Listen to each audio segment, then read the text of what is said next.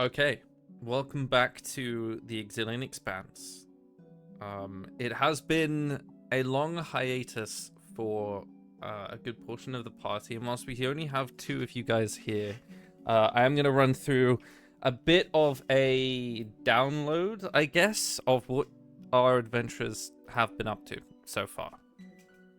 Um, so, obviously, leaving, if we're starting at the beginning, leaving from your home city of Tazizrela, you moved over to travel to Obscurum, knowing that there was said to be some tensions with the alliance between Cyrusia, where Tazizrela is where you live, and Obscurum as a state-run country, knowing that there was a little bit of tension and a brewing war with another kingdom known as the ancient nation of Sabsathor. Making your way over to Obscurum and visiting many things along the way, you soon realized that the country had been taken over by four individuals who were running Obscura into the ground and essentially attempting to resurrect a dread-packed god, an evil fallen entity, and break him from his chains in whatever dimension he had been bound to. Most of them being vampires. It gave a little bit of a problem for a good portion of the civilians, as well as some interesting interactions with the party, given that one of them, said to be a vampire and later found out to be a person afflicted with lycanthropy. It turned into a bit more of a romance than it did conflict. And from there, you managed to usurp Valessa, who was their leader, dressed as a luminary priest, and essentially free Obscura to run itself once again. You gained a bastion, you have a keep of your own, and the title of Lords and Ladies of Obscura, as well as Lieutenants of Tazizrela.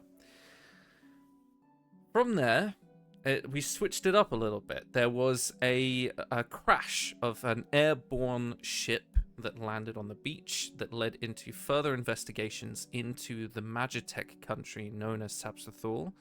One of those things you found aboard was this mirrored lens, which when you poured magic into it, opened a void to the pit, and there was a little bit of demon jumping amongst some of your servants as you tried to pin it down, and you were said to escort that lens all the way back over to the Starfall Gate to the north of Sabsathor, where it joins with Kaloria.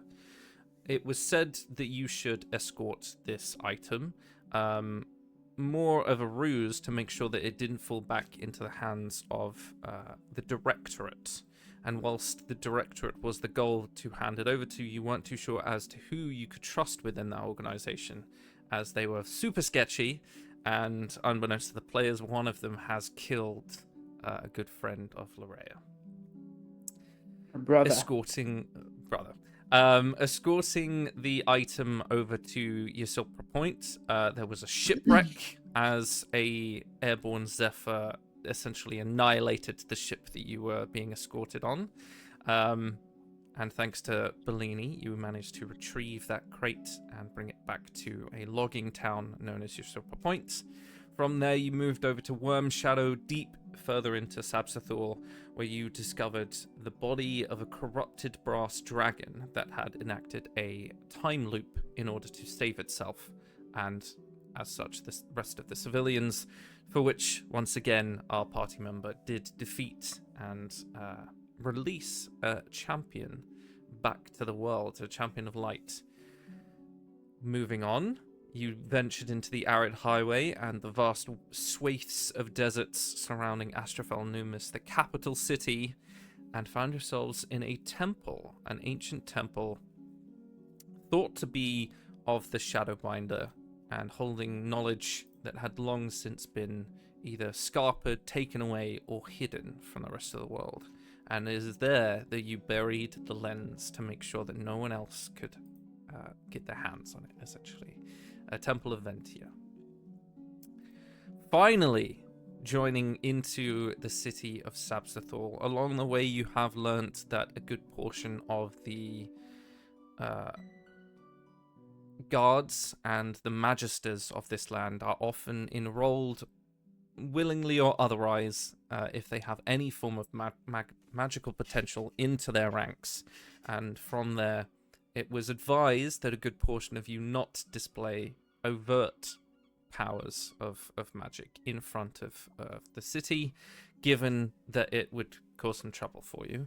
Aside from the druid in your party, which it was said that they were too scared of the local druids to start a war with them, given that they were mid-war with Cyrusha. In the city, most recently, we did a little bit of shopping. We've got some really cool items for some of the party. Bellini's made a deal with one of the merchants for her to make him a new shield, as well as he, I think, bought a bag with small little constructs in it. I did. Yes. I gotta see if I added it. I might need to go add that. From there, you did a little bit of walking around. You talked to a little of the underground, the criminal element, who have essentially pulled you into a little bit of their machinations and asked you in return for obviously payment and items that you might require, those being some magical permits, that you would do some work for them. And one of those works was to escort a burglary of someone going to retrieve a ledger that they would require from someone. The last we left off as well, Geo had inundatedly made himself known to the guards of the city. These sort of blank, masked-faced, helmed individuals, which some of you have realized are constructs or actual people, and it's very confusing as to which is which some of the time. He has made a friend who has said that should he wish to join the guards, there is a public demonstration of some form of new technology for which you have also been asked to sabotage, some form of distraction or just making trouble at the announcement. But afterwards, there will be a demonstration for which he is to fight this person, who we have encountered a lot of people referring to Geo as a man of fallen stars, and also he is referred to as this as well, given that he, unlike Geo, who looks a lot like a hippo, looks like a rhino instead. But back at the heist, shall we say, as you made your way through the city, this sort of Middle Eastern architecture of very flat roofs and very narrow walkways, you met a woman from the Burnt Feathers who appears to be able to glitch herself temporally or spatially across different surfaces at will. And meeting on the rooftops, we then began the heist as all four of you jumped across the roof to the estate that you were to steal from, and she had gone over to an opening in the roof and jumped down it, and that is where we left the session, and we will pick it up with the four of you guys joining in her, jumping down, and as we follow you, you have split apart as you have been unable to find Syria. Syria, sorry, I shouldn't say Syria. I realized in the recording when I watched it back, I kept saying Syria, and I was like, that's a country. That's a country. But following Syria, as you guys jump down, you realize that you can't see her, as she has clearly moved ahead of you. Because the other two aren't here, we're going to say the two of you split up to search different ends of the estate. And we will join you guys as we follow you moving to the... what is it? I'm trying to find words. I've hit a blank. Anyway, moving to the lower portion of the estate where there's sort of wide open courtyard with a roof. You're moving across some portion of the balconies. If we can get some stealth checks from you guys. Sure. Yeah. I hold on, you gonna add to that? My staff does allow us to cast Path Without Trace for free. You still have it running. You still have it running. Oh, great. Okay. In that case, my stealth check is 22. Okay. Mine is 14 plus 10, 24 plus 1, 25. Other question. Yes. Do we remember what color bag of tricks I got? I believe it was a gray, right? It was. Bum, bum, bum. It is a grey one, yes. Okay. So inside you had a fox, a hare, a gecko, some form of slightly larger cat, a mole, Yeah, and there's a like raven. Oh, hold on. That's not what the gray one says. Hold on. No, I'll look. it's not. Perfect. Just DM me the list of animals at a later time. Mm-hmm. Cool. Yeah, 25, and I'll start Can't moving believe you forward. didn't want a self-heating teapot. So mean. Anyway. I can already do that. I know, I just thought it was funny. Canonically, my mini is holding a teapot.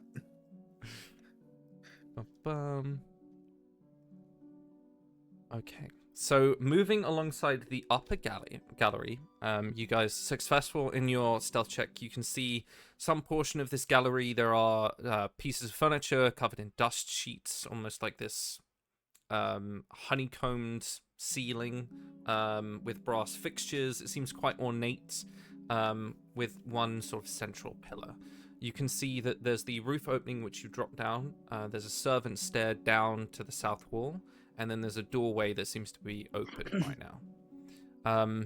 Moving along and through, because this isn't the important question I need to ask you guys, is given that I've grown to know a good, I would hope, a good portion of this party quite well, my question to you is, how much fuckery do you want to get up to? In terms of, I have different things that we can do this session, and it's whether or not you want to continue along the sort of standard pathway of heist, or if you want fuckery. And I will leave that down, and I will not elaborate on what fuckery means, but what level of session do you want for today? I mean, I think we're going to have fuckery whether we want it or not. I was going to say my stealth isn't great, but I have a +5 stealth actually. Stealth doesn't. But that isn't a problem. It isn't a problem. yeah, So don't let that sway your opinion. It's more so Bellini is very easy to pick out in a crowd. So it's more so like Bellini's trying not to be caught because there are not that many other turtles to be like, it was that dude, not me. My question goes further than this is for the session. What level do you want to sit at? I'm just not sure what you mean by fuckery. So we can either continue on this path and we'll leave the other two and sort of bring them in retroactively after. Mm-hmm. Or there is something else that I have written that could be used at this time. But it's whether or not you want to try that or we go ahead with the heist. We could try that. Okay. Yeah. Okay. I just wanted to double check. It's your funeral. Yeah. Okay. As you're moving through the upper gallery, the glass in the estate. So there's a couple of in this room. There is a couple of glass display cases, some bookshelves that have been lined with doors that have glass on it. You can see them all begin to vibrate, and a sort of brass chime outside a couple of the windows begin to tinkle ever so slightly. The estate rumbles a little bit and then stops. And further down, like as in vertically down, into the building, you can hear some form of scuffle taking place. Mhm.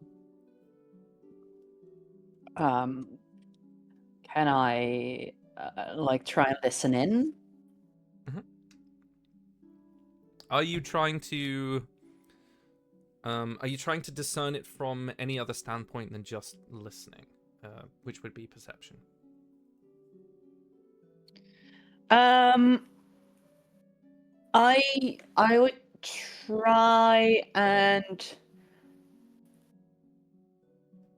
well, would I be able to see it? You can see the Like you glass mentioned, is vibrating. yeah, but there was like a scuffle. You said, I think. Yeah, that you can hear. That you can definitely hear. So you're on the first floor. You're guessing this is happening underneath the ground somewhere.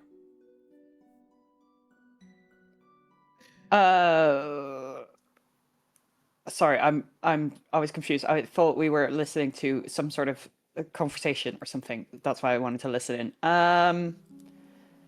Yeah, I'll try and discern where it's coming from other than underground. Like, I'm sure it's not the entire underground. There must be some sort of epicenter for trembling.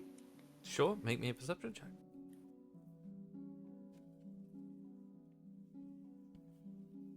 That's a nat 20. Plus 1 for 21. You can feel that it is happening essentially on the ground floor. And if you were to leave this room, it would be in this sort of central open air courtyard that you could see earlier before you dropped down. Mm-hmm. Okay, I'll relay that info to Bellini. Would I have any sort of idea what could cause that trembling? Make me an Arcana check.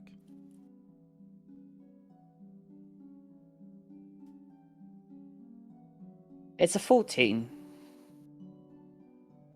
I'd say on a 14, what you do confirm is it has to be something magical, as the vibration is getting a little bit more strong, and that sound of something happening down there over the banister, essentially. There are waves of magic that are sort of portioning outwards, almost like a pulse. Mm-hmm.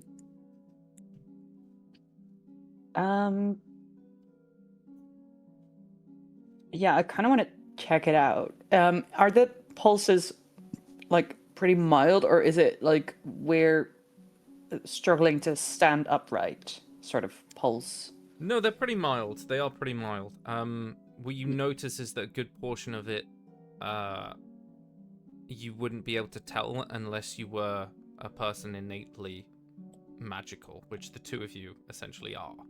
So you guys can tell what's going on because you do a lot of magic. But a generic person would just be like, it feels a bit weird in here. Okay. I'll look over at Bellini and like, should we check this out to make sure this doesn't like interfere with our heist? Yeah. Okay. I don't think True Sight will my. Hold on. True Sight. Is it blocked?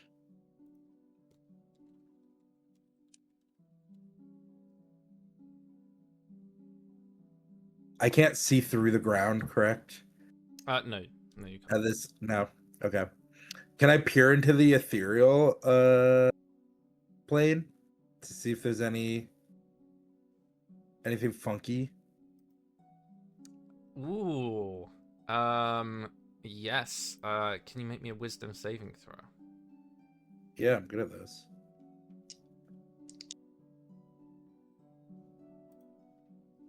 That is a dirty 20, but I feel like it should be higher. But yeah, dirty 20. I have something that buffs it. I know I have things that let me reroll, and I have something that buffs whiz saves. As your eyes sort of readjust, switching to that ethereal plane, a lot of sort of classic translucent blue energy everywhere. There is waves of magic, and at first you thought it was sort of pulsing outwards, and you realized that it's actually going inwards, and they're all being drawn. You can tell that it's something, like I said, on the floor below you, over the balcony. Essentially, you're in a room, there's a door, there's a balcony, and then this sort of open courtyard. And whatever is happening is pulling some of this magic inwards to that center.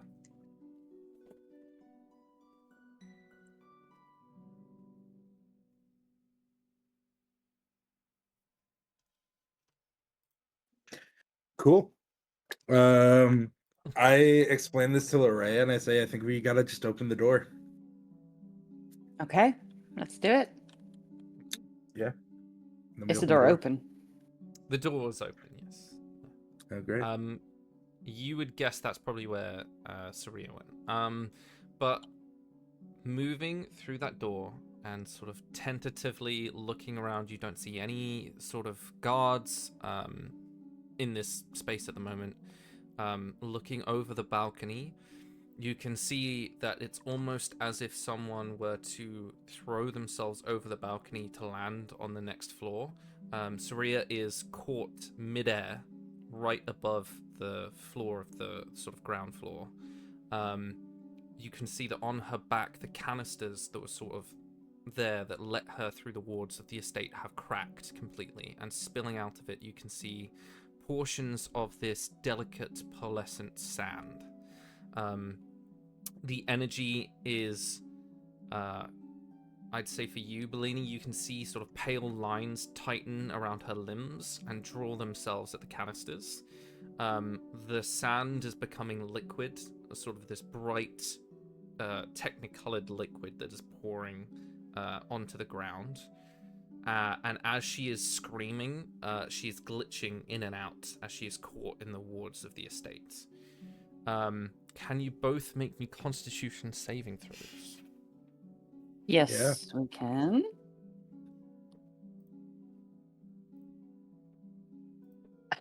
An 8. Okay. That is a 22. God damn, Bellini fucking rolling high. As the second canister on her back fractures completely, breaking open in an explosion of glass, the wave that passes through the gallery, the stone all around you, this sort of white, beautiful, very Arabian style architecture begins to strand outwards into bands of grey. All the brass chimes along the house that you have now realized are some of the alarms sort of become long golden streaks in your vision. Every flame in the chamber that was lighting it bends towards Saria and goes white. And for the two of you, you feel something strike you. And as two bodies collapse onto the floor, you are looking at yourselves as they fall down. Your sight sort of narrowing towards a tunnel of light. Lorea? Oh my god, what is wrong with me? Lorea, you hear Ashir's voice in your mind, shouting no, and a hand trying to grab out at you as the estate becomes a distant square, and then a star, and then nothing, as darkness will close around the two of you. You are falling in this sort of endless void, you can see each other. What would you like to do? Are we falling or floating in this void? It's hard to tell because there's no sense of direction. Yeah, There's definitely a fair feeling enough. of momentum, but the two of you are able to see each other. Let me see what I have up my sleeve. I mean, I could try and do Celestial Revelation because I do have wings, although they don't give me a flight speed. But I'll do Celestial Revelation because I wouldn't know what else to do in that moment, I think. Okay. Bellini, you watch. I would actually ask you, Emerald, at this point with her pact with Ashir, what does your Celestial Revelation look like? Do you look like something that's divine, or do you look like something that's No. not? No. So, like gameplay wise, it's a fallen Azamar variant of Azamar that I am, which obviously suits Larea. So her wings are like black feathers, and they have like this black ichor at the tip of the feather. But I'm guessing at this point with Ashir, there's probably some sort of like purple sheen going on. Like, you know how black bird feathers can have a little bit of a colored sheen on it. So I guess there's a little bit of that fey touch nature that is seeping through it, but it definitely doesn't look celestial, even if it is. Okay. It looks like a crow got stuck in tar. Okay. Bellini, you can see a spectral version of this as her body begins to recoalesce into something a little more physical. I need on your failed con save, Larea, you're going to take 1 point of exhaustion. Okay. And we're using 2024 rolls, so it is just a -2 on your d20 rolls. Okay. Rather than the old way, which is stupid. As you're floating through this void, using your Celestial Revelation, do you want to make me... just tell me how, aside from using your Celestial Revelation, which will give you advantage, how are you trying to ascertain what is happening in this moment? Are you going to try and understand it from a magical standpoint? Are you going to try and figure out how, if you can move closer or further away from each other? And obviously that will affect what roll we're going to ask for. Am I also in this void? Or... Yes, the two of you, this force struck you. You saw both of your bodies hit the floor, and you are now in this void. So we got Doctor Strange, like, pushed into the ethereal. Can I summon F? Great question. Do you want to try for me? Can you make me an Arcana? Yeah. Am I able to use my spellcasting modifier Wisdom instead of yes. Intelligence? Yes, watch. Cool. Yeah.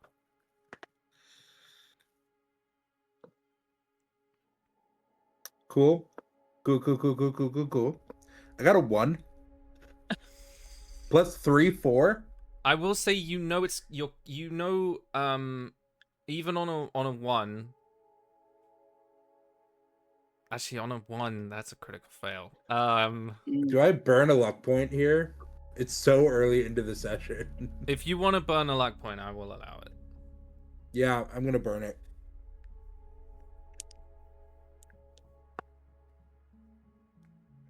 Cool. 15.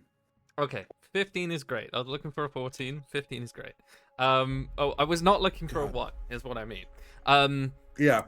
You feel a heat in your chest as a sort of sputtering ember begins to make itself known, and then sort of popping out of you, rather you sort of formating Eth in a void. He just pulls himself out of where your heart is, and is just floating very gently, gives you a little wave. Can I hold his hand and have him pull me through the void? He can fly. Yes. Yeah. Okay. We will run a short challenge then. I'm gonna require 3 successes.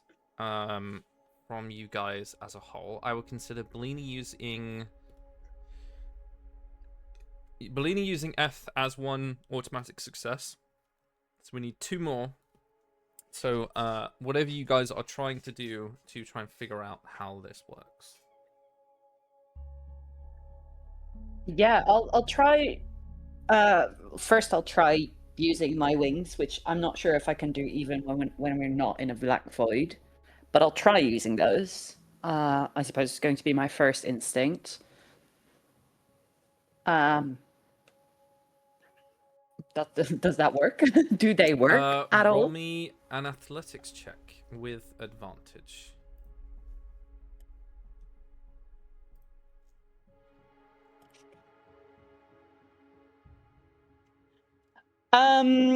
Okay, with advantage, so that's a 9 minus 2 is 7.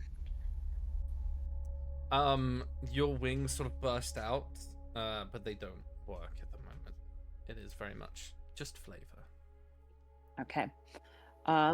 Secondly, I'll try to swim because the last time I was in a black void, I was pulled underwater in the sea. So I'll try that. Okay, roll me another athletics.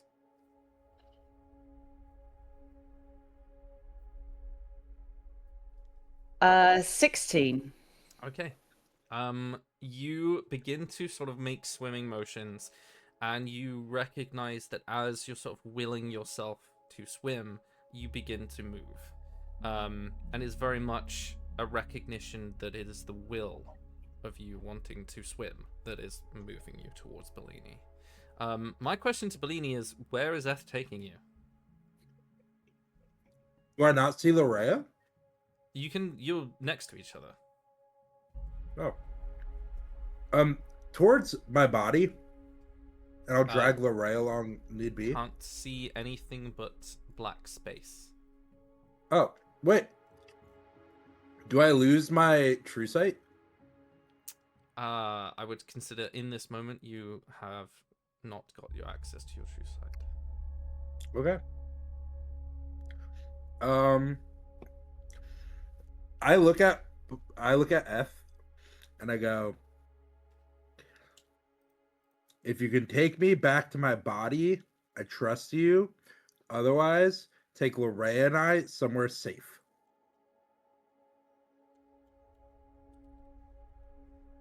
And I put all of my faith and trust into my best friend in the entire world, and I believe the power of friendship will protect us from the big bad spooky demon. Okay. And or thing that has sent us to the void.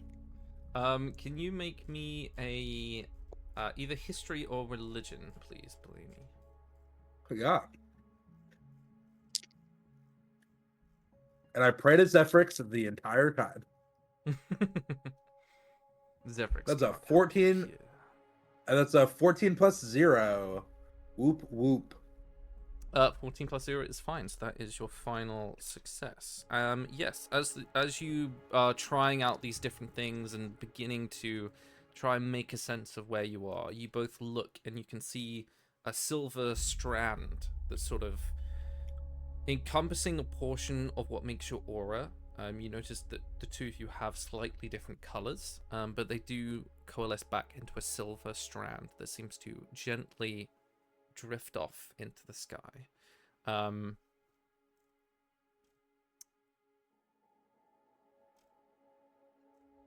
Something begins to form behind you, almost resembling smoke.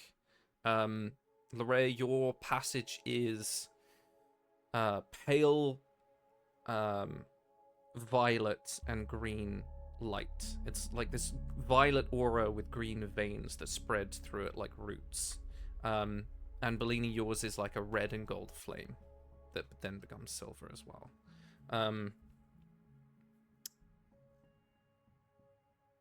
Far beneath you, as you are recognizing this, you can see your forms become a lot more solid, and you notice that dark stone begins to emerge, and what appears to be like a cobbled road in splintered masses of floating islands begins to coalesce together and make itself known as an ancient road forms.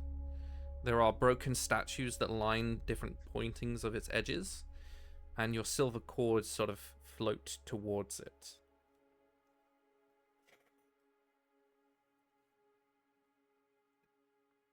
Knowing that we now move forward with will, I will my wings to work and go towards the that road. Okay. You both land, alighting onto solid ground.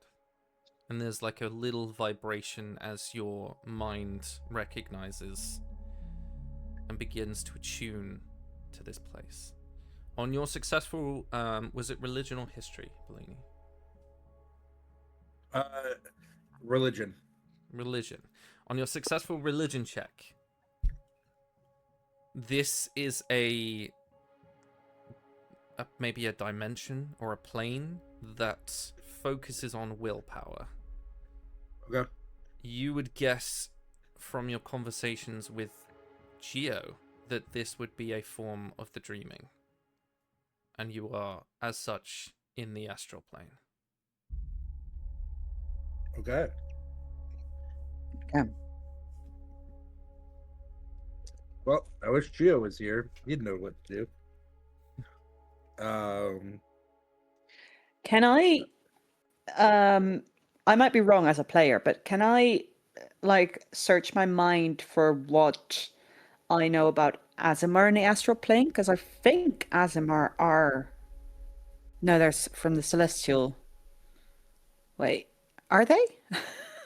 No, so Azimars are people with either direct or indirect celestial Yeah. heritage. So whether or not they were born from what people would consider an angel or a god or some form of entity, it really depends on what flavor you want to draw it from. Yeah. So no, I wouldn't have inherent like connection to the astral plane. It's No. essentially it. No. Never mind then. Then I'm thinking more. Well, I kind of want to know what's at the end of the road.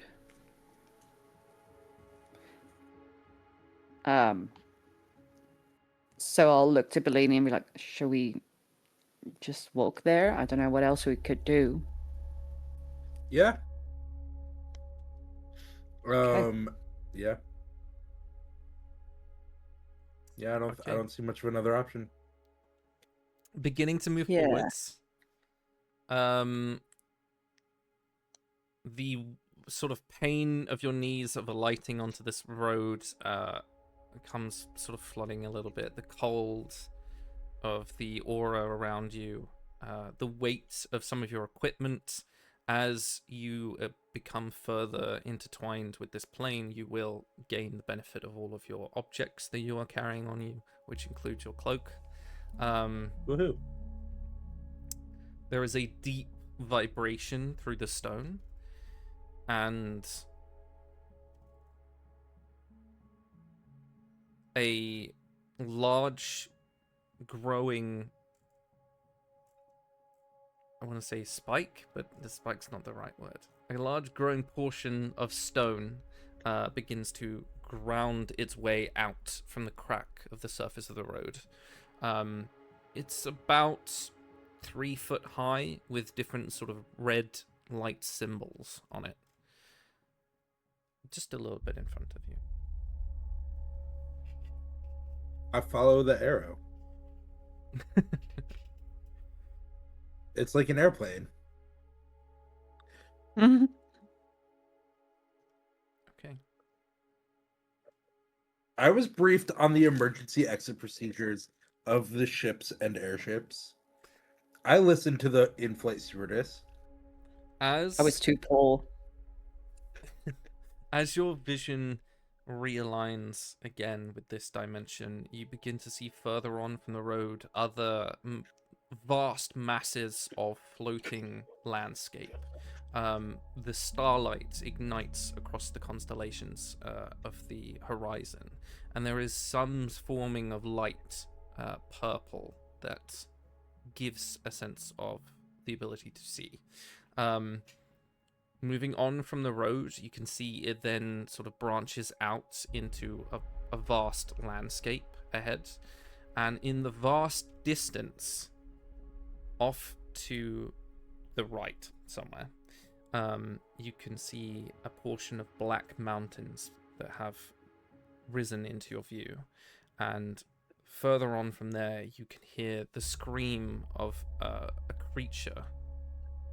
If you would like to make me a survival check, you can pick someone either to roll with advantage, or the two of you can roll separately. I have a plus I'll 6. I'll give Bellini advantage. I have a +1 only. I think our druid has a better plus. It's a 19 plus 6, 25. I rolled a 1 on the other one, so advantage was huge. It's real feast or famine for Bellini today. Is it because I'm not rolling the rain dice?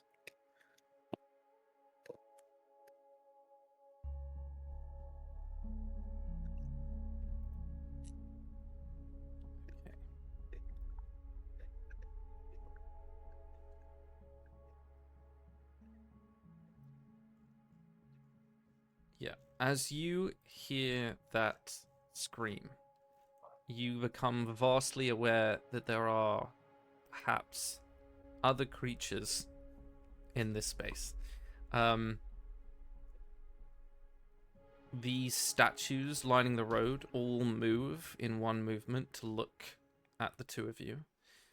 I would say on that survival check, you become vastly aware as well that you are being hunted. And I will set our hunt counter at 1. That's cool. I don't like that. Where is it? There it is. So yes, as you hear that screech out from the distance, we will begin the fact that you know that you are being hunted. So what would you like to do with that information? Do we have any sort of inkling of what that creature is that is hunting us?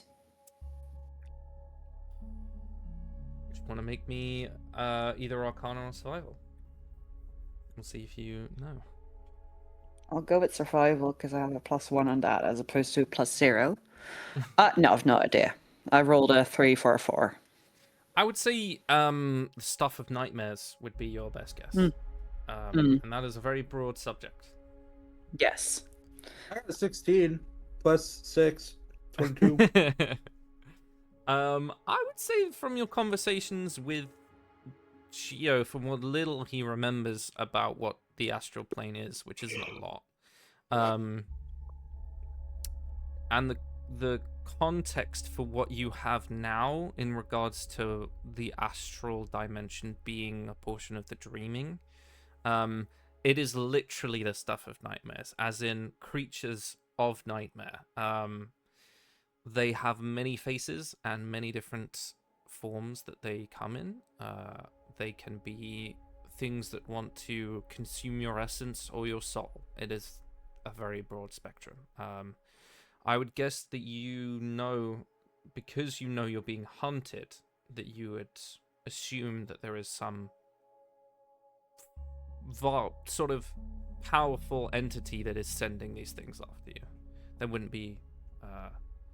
is very much a hunt than just being pursued by one singular creature.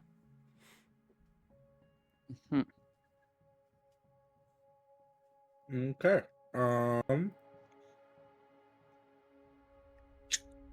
So Saria was glitching. Do we have any idea if she is in here as well?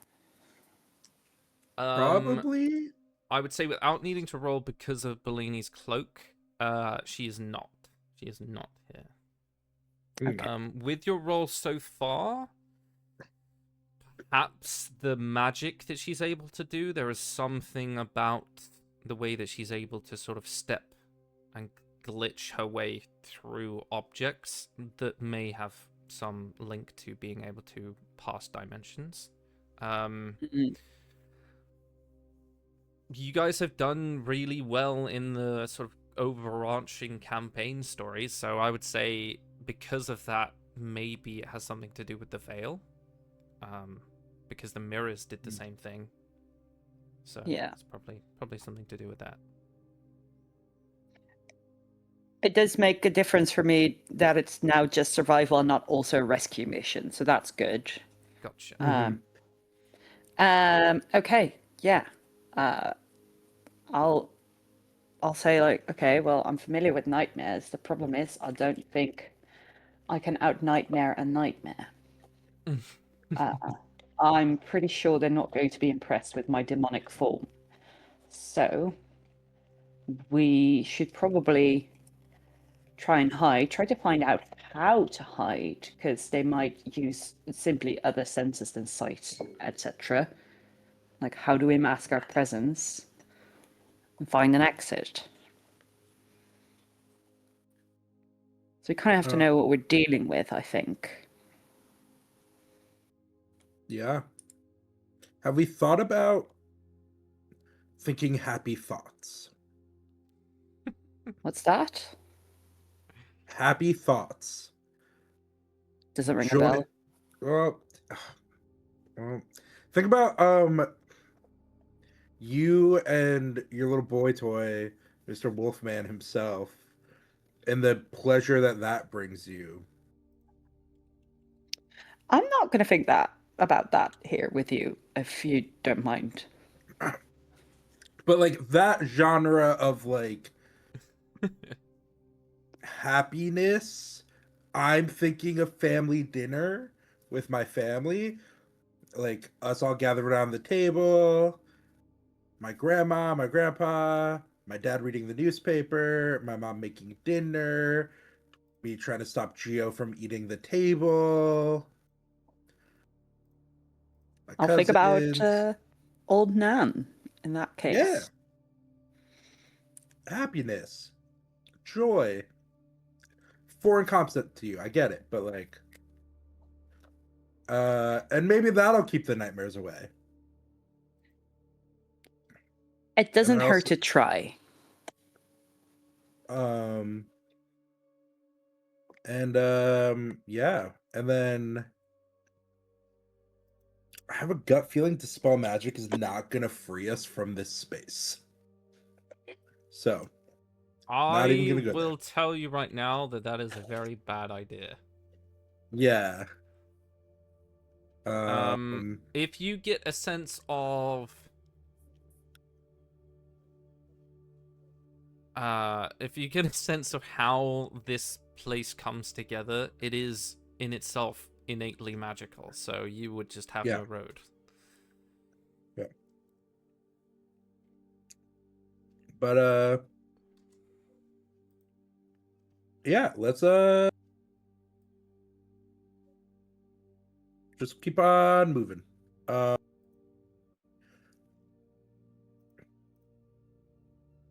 And I'm gonna just keep on cruising down the road. Yeah. Me too, but I'm going to suggest and start like walking along more of the side of the road. Oh, I cast Pass Without Trace on us. Use my Okay. staff. Yeah. Let's see what happens. Does anything happen when I use my magic staff?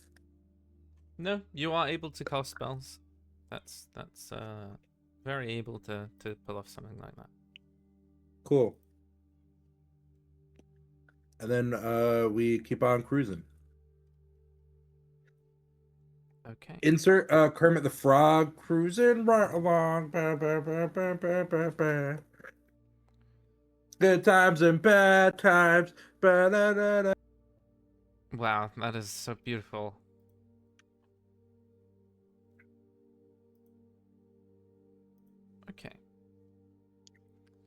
Moving right along. Moving right along.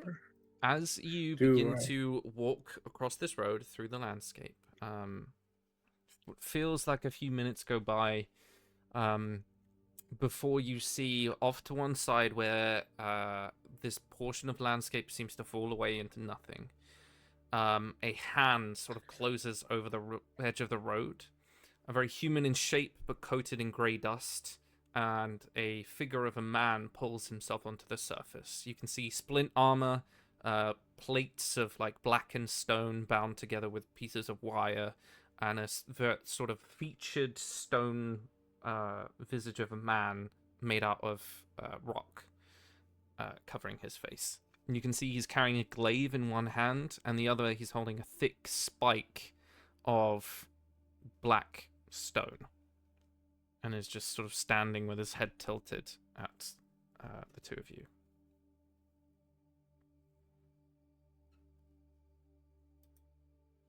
So he's very much seeing us. Yes. Mhm. Is he looking like he's preparing to attack? It's more just like a head cock in interest. Okay. Okay. Let me see.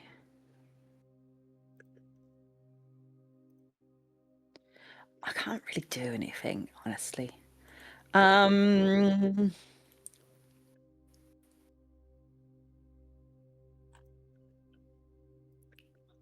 Can I use, because he's a little bit away, right? Yeah, he's about 100 feet in front of you. Can I use? No, my range isn't good. Never mind, I can't do that. I was going to ask to use prestidigitation to send a whisper his way, so I wouldn't shout, but apparently prestidigitation is only 10 feet. Did not realize that. Mm-hmm. So, no, I do a little wave. That's all I do. Okay. Because all my magic is essentially damage and destruction. I don't really have a lot of tricks. He sort of tilts his head a little more, looks between the two of you, and begins walking in your direction. Very purposeful, doesn't falter, just making his way towards you.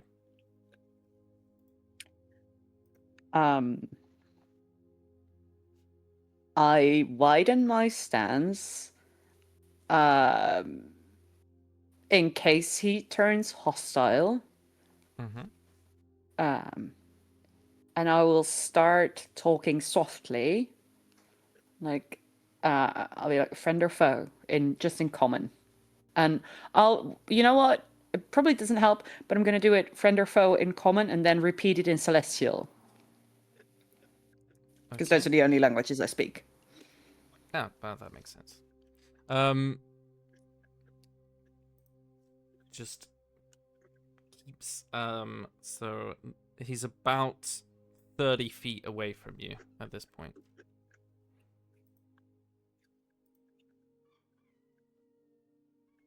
But he doesn't say anything back. Nope. He's just walking straight towards you.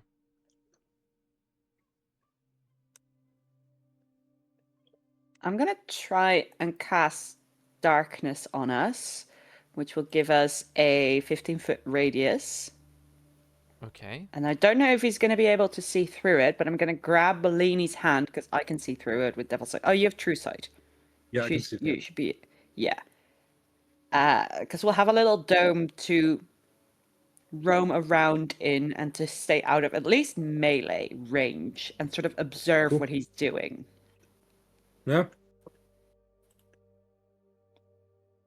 So sort of like dancing in the dark Yeah. around him. Okay.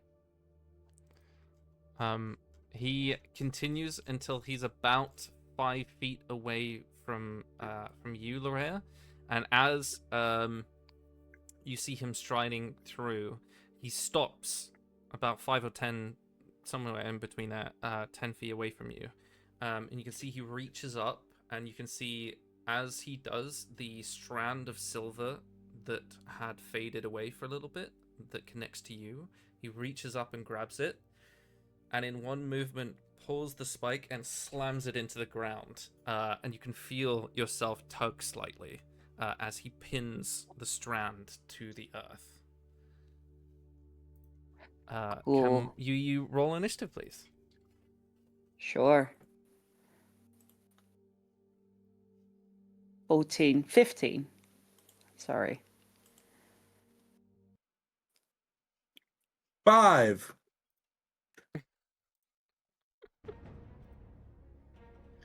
Five. The good news God. is F is already summoned. I don't have to spend my first turn bringing him out.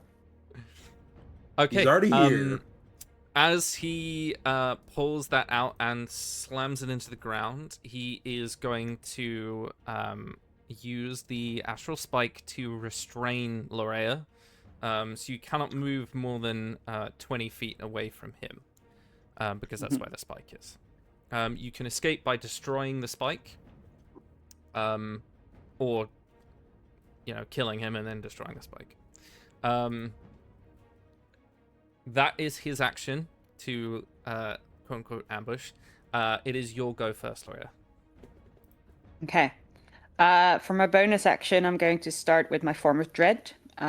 If he is... No, that's only if I hide him. Can he be frightened? No. Oh. I'm surprised. By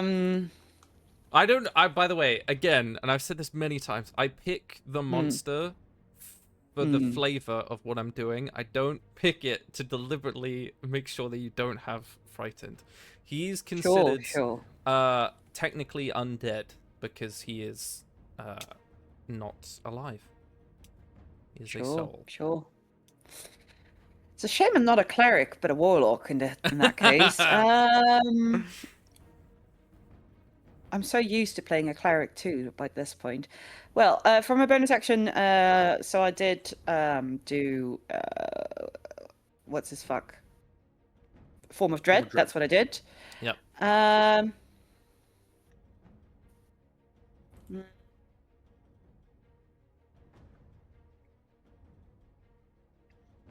I will cast Ray of Sickness on it.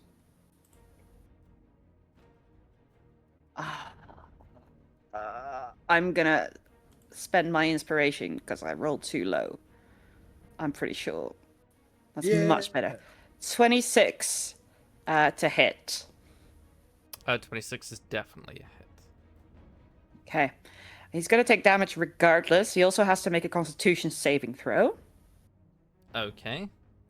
Let me just grab that. Con 15. That is a natural 20. Okay. Well, he took... Oh, shit. I already forgot the number. Where's the log? I can't find the log. I got you. 16 points of poison damage. Okay. Poison, yes. And he is not poisoned because he succeeded his con save. But he gets the full damage. Even though I can't move more than 20 feet away from him, I am going to try and steer clear of him as much as I can. So I'm going to use all the movement speed that I have to move away as far from him as possible. Okay. Well, he was 5 feet away, so we'll say you're 15 foot away. Okay. I mean, we'll say you are 20 feet, sorry. So you're at me. Yeah, I'm just if I'm tethered to a pole, I'm just going to rotate, essentially. He's just going to have to chase me down if he wants to be in melee range. If he even needs to. Okay. It is his turn. He is going to look at you and then switch his attention to Bellini, and he is going to run at you and make an attack. So we'll consider him. Why don't you try?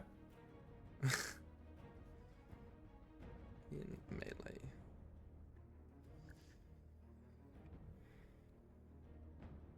That is 19. That meets it. 4d6. Meets it, beats it. That is 9 points of necrotic damage. I rolled 3 ones. Yeah. Oh my god, I forgot to roll for one. That's fine.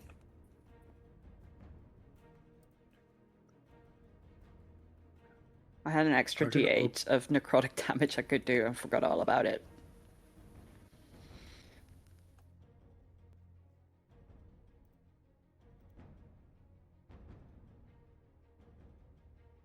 I'm opening all my druid Bellini, tabs it that I is your forgot to turn. open. Great. F is here, and F is doing F things. But I'm going Makes to sense. look at this man and I go, "Hello, my name is Bellini." I'm gonna reach up. Mm-hmm. Wait, question before I do something. How far is this man from the spike? Is he within 20 feet of the spike? Of the spike, yes. Great. I reach up, I grab F's hand, and I look at F and I go, "Peace out." And we teleport 15 feet behind me. And there's a pop. And this man needs to make a. Hold on. Each creature within the space is fairly. Yeah, he needs to make a dexterity saving throw.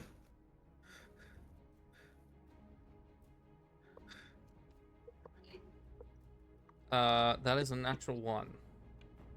Yeah, he takes 1d6 plus enhanced bond. I don't know if I don't think that buffs it. That's fine. 1d6 plus my boop. Okay, he takes solid 6 points of fire damage. Oh, okay. And then I look at him in the spike and I go, "That's rude." And I cast Erupting Earth, so it clips the man and the spike. A fountain of churned earth and stone erupts in a 20-foot cube centered on a point. Each creature in that area must make a dexterity saving throw. A creature takes 3d12 bludgeoning damage on a failed save or half as much on a successful save. Additionally, the ground in that square becomes difficult terrain because it exploded. Each 5-foot square portion there requires at least 1 minute to clear by hand. Yeah. So my goal is to shoot the spike out of the earth. Okay. As I blow up 20 feet of earth and also hit this dude and not me or my friend.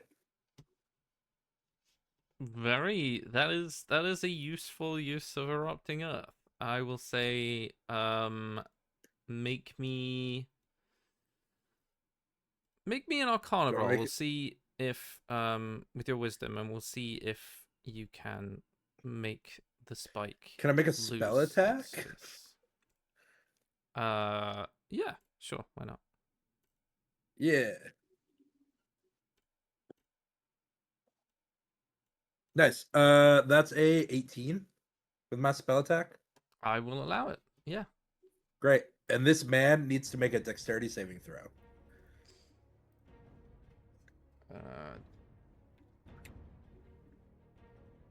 That is a 19 plus numbers.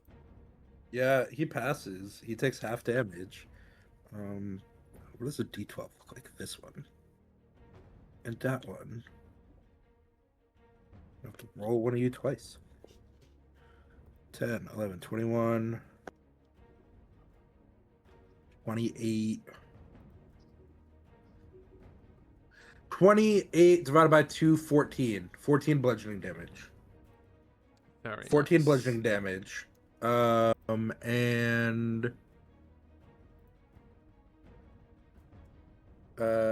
yeah, that whole area he's in is now difficult terrain.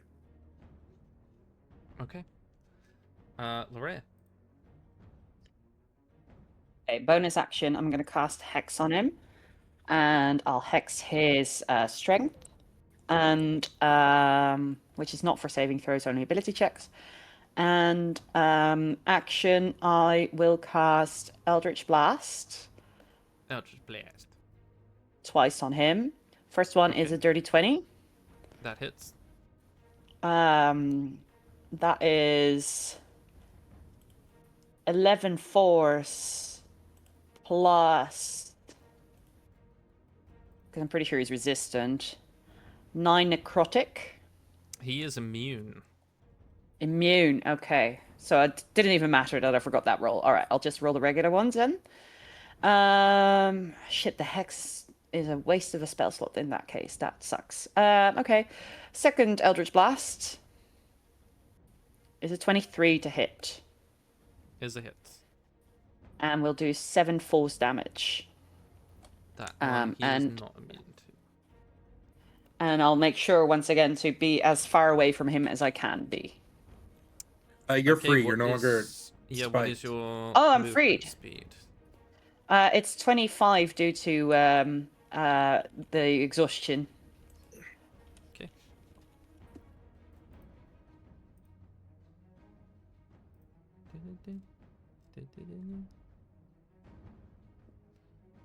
Okay, so you are 45 feet away. Okay. Bellini, how far did you teleport away? 15 feet. Okay. Because that's the farthest I could go. Oh, I could have moved. I didn't move. So. You watch as his eyes alight on Bellini, watching you begin to walk away, Larea. You can see he's a little bit torn, but he is going to focus his rage on the turtle. Begins walking, and as you sort of erupt the earth, as he's, I'll say for flavor, as he's mid-movement, you watch the earth erupt, and he does not change the sort of axis for which he walks on. He has incorporeal movement, so he can move through any difficult terrain. Yeah. He is going to walk up to you. His bonus action, he is going to spike your spirit to the ground. So you That's cannot fine. move more than 20 foot away from him. And then he's going to use an ability on you. You can try. That is a dirty 20. No, I'll burn a luck point. Okay. That is a natural 20. Fuck. Can I pick the dirty 20? I don't know. Does Lucky specify that you have to take the... Because I know we're still using and the I older choose what die to use. version. Nice. I choose. Okay. So we'll take the dirty. The dirty Yeah. one. Okay, 6 plus 5 is 11. Plus 3 is 14. 18 points of psychic damage, and I need a charisma save.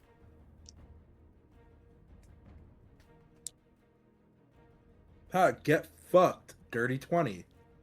Nice. You watch as Crimson eyes meet yours, and in his rage, he is trying to enforce his emotion onto you. It doesn't work. He just sees the menagerie of dolls and puppets in my brain as I'm just like, da, da, da, da, da, da, da, da, da. There's some Muppets dancing. Okay, that is his turn. It is Bleeding's your a turn. strange creature. I look at him and I go, not cool. And I look, and I go, hey, and I flip him both birds, and then I make a triangle, and I blow through it, and I upcast burning hands on this man. Oh my god. And I go, hey, not cool. And in the flames, there's just pictures of my family dinner and happiness and joy. And he needs to make a dexterity saving throw, please. Dex save incoming. Yeah. That's another natural one. What the fuck is wrong with this dice? Yeah, get fucked. He's gonna take uh and in the flames there's just a picture of Geo bonking him with a hammer. Um uh he's gonna take 5d6 plus 1d8 of fire damage because of enhanced bond. Oh no. Yeah, and I'm gonna hit him where the sun don't shine.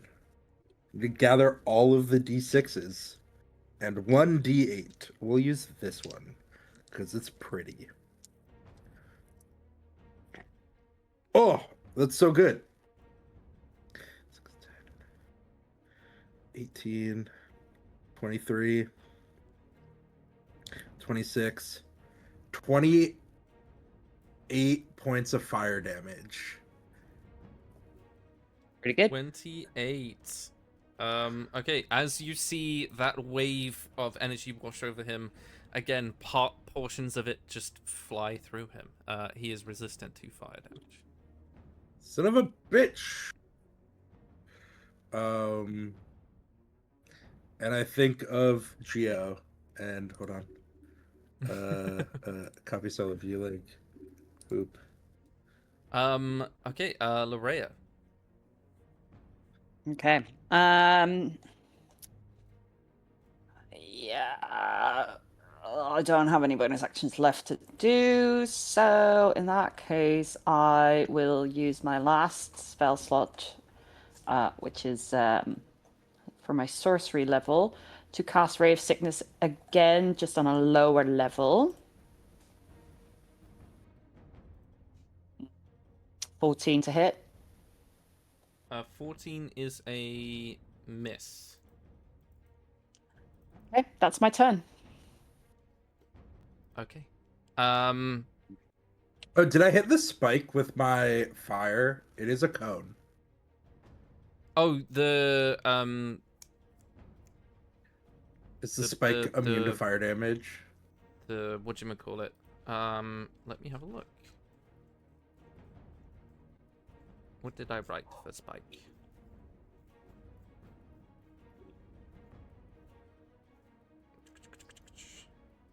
Ah, here it is. No, it's not. How many hit points did you hit it for? 28. It is destroyed. Cool. Okay, he is going to keep his focus on you because you seem to be quite powerful in this moment. He is going to try and suck the air from your lungs. So I need you to make a DC 14 Constitution saving throw.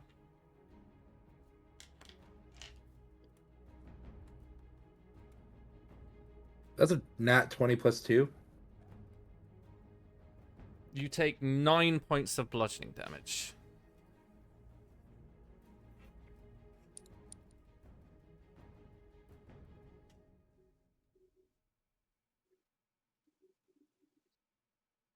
Not cool. He's gonna take his bonus action to respike on you, and it is your turn.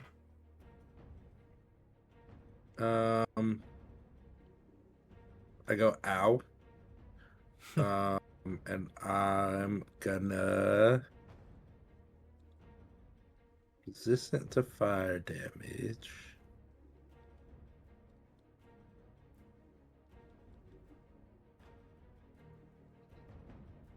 That's not helpful. I'm gonna grab S hand and teleport 15 feet away. Mm-hmm. He needs to make a dexterity saving throw. 17. Yeah, that passes. So I don't think he takes the damage. Correct. And then I'm gonna move 30. Fuck, I'm respiked. Never mind. And then I'm going to cast And then I'm gonna. So maybe I don't teleport away. Can I not teleport away? That's up to you. Because yeah, I'm not gonna teleport away. I'm just gonna bonus action drink a potion. Okay. And then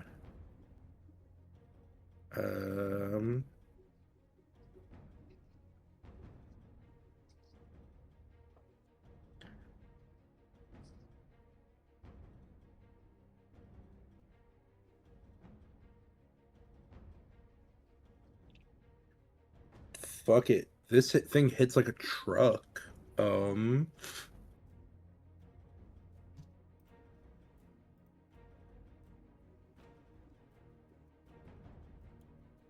1d8. 1d8 plus 3, or yeah, I'm gonna drink a potion of greater healing as a bonus action, and then I am going to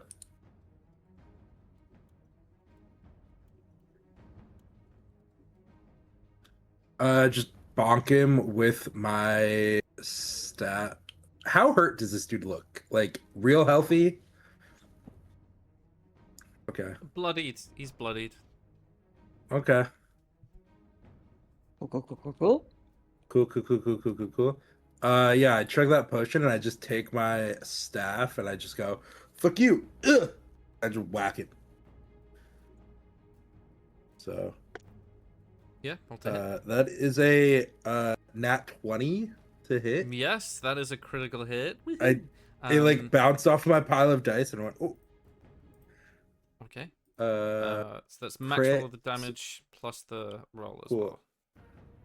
well. 11 plus d8. 8. So, and I only add the bonus once, correct? The plus once. Yes. Yeah. Okay, so 19 points of bludgeoning damage. Magical Nice. bludgeoning damage. It is magical. Yes. And I heal hold on, items. That's what, 44? Yeah, I heal 44 points. Nice. No. I wish. Hmm. Ooh, that's a lot of 3s, a 4, and a 1. It's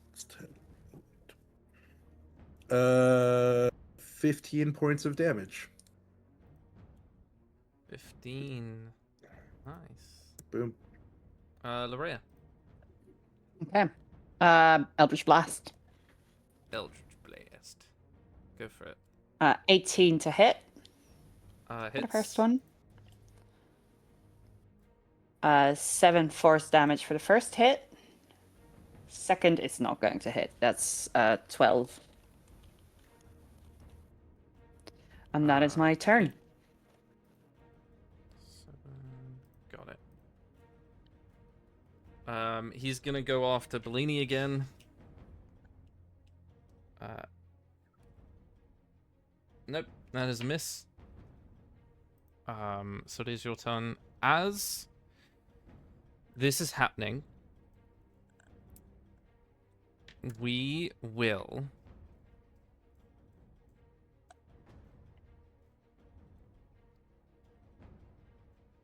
quickly cut back to Geo. In the estate for which you are meant to be helping to rob, or rather escorting the burglar, the party have dropped down into the estate and split off to try and find where Saria went. You hear an explosion of energy. As you turn to look in the direction, a wave of silver light hits you, and you sort of brace yourself against it. I'll say, given the person that you are, as this wave, you can feel every piece of your bone and flesh wants to fall away from your consciousness, and you are clinging onto it until the last moment where you sort of black out a little bit. We cut back to this combat.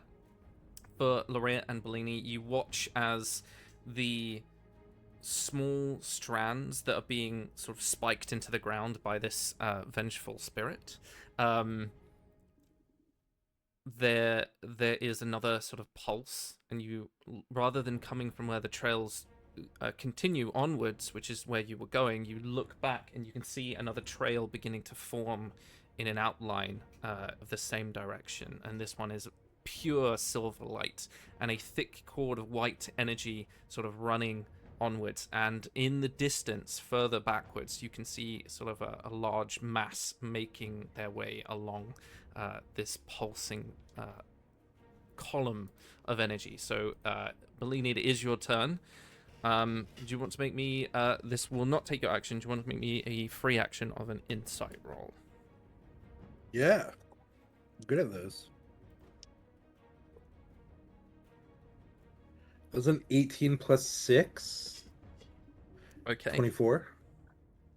On a 24, as you watch this masked individual who's just finished missing, essentially, he stabs his glaive into the ground, and you watch as portions of the earth crack, and from behind you, a large shadow creature with sort of a line of teeth open begins to rise behind you and opening its mouth to engulf you. At the last second, you see this mass begin to formulate more of an actual image. As you can see Geo, like, careening his way, he is going to impact the road in a sort of black stone erupting upwards, sort of dissipating this shadowed creature. And Geo, we're going to drop you into the fight as well. Also, hi everyone. F Hi. holds up a little fire sign, and it's like a 10 point. It's like a 9.8. As It's just a little Russian flag in the corner. It's like, the Russian judge always deducting points. as the sort of drifting dust outlines a very large figure, you can see his aura is pure silver, and there's almost stars sort of projecting through his body. But right at the center, there is a swirling mass of red and black energy, and you can see the hammer is also sort of beginning to swirl around as well. The astral champion of the Lord of Torments is going to go after you, Bellini. So what would you like to do first?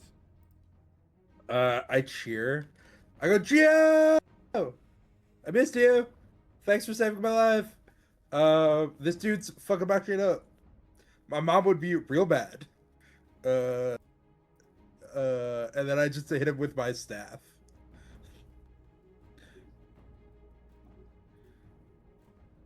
Does a dirty 20 hit? A dirty 20 definitely hits, yes. Cool. I deal 10 points of magical bludgeoning damage. How much? 10? 1-0. 10. Yep.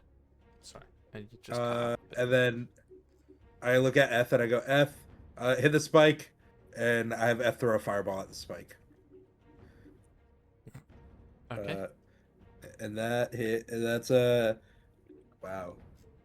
What the fuck, F? Why did you roll a 19 to hit a spike? Boop, boop, boop. It takes 10 points of fire damage. Okay. It has 20 hit points. So I'll consider Damn it. at half. Okay.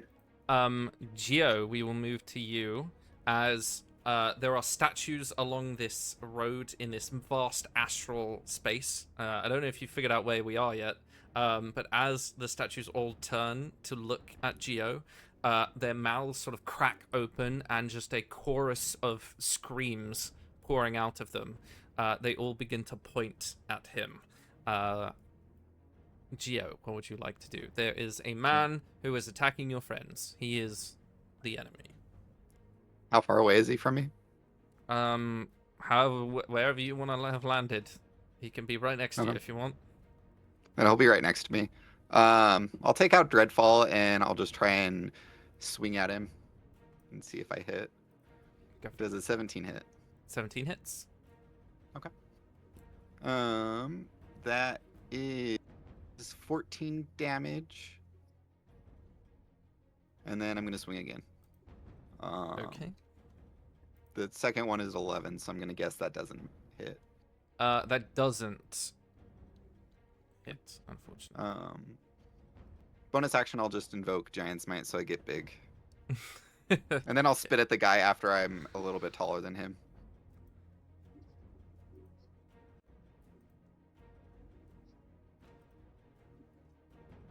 Okay. As you do that, you see he looks up, and from underneath the mask, both you and Bellini hear him say, "You will not succeed again."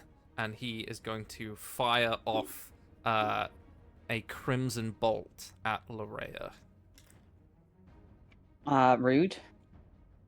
That is a 19. Yeah, that'll hit. Okay. And it's your go. Okay. How much damage do I take? No damage. I just needed to know if it hit or not. Oh, super, thanks. Mhm. Eldritch Blast. That's all I can do. Sort of returning in kind. Come out. My first one definitely missed. The other is a dirty 20. Dirty 20 hits. Cool. He'll get 12 force damage and no necrotic because the fucker's immune. As you fire off that blast in return, he explodes into starlight as you dissipate him from this plane. Oh, okay. That is Hell yeah. you out of initiative for now. Cool. Is there any way that we could find a long-lost Muppet while we're here?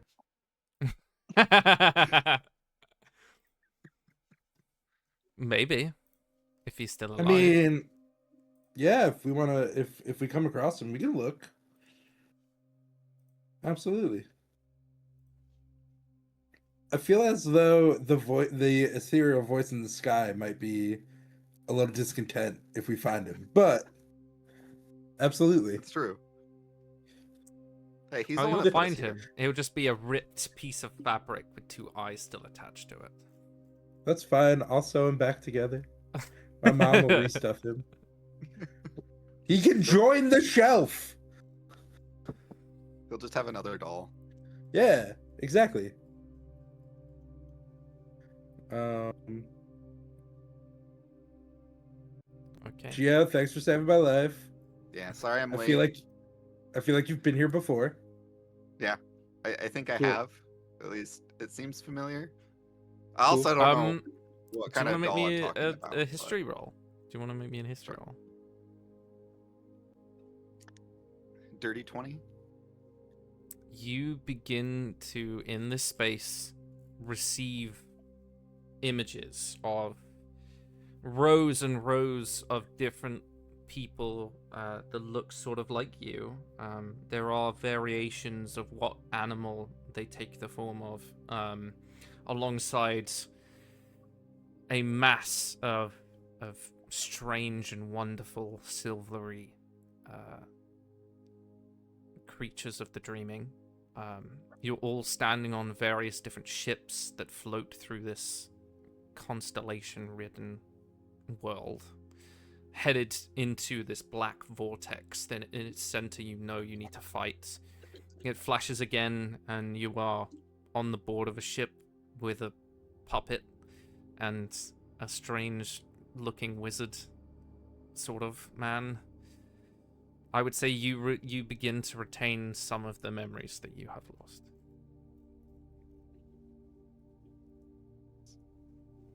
Oh, do you guys remember that wizard fellow I was talking about? That's not a real wizard, but is a giant lion? Vaguely. Yeah?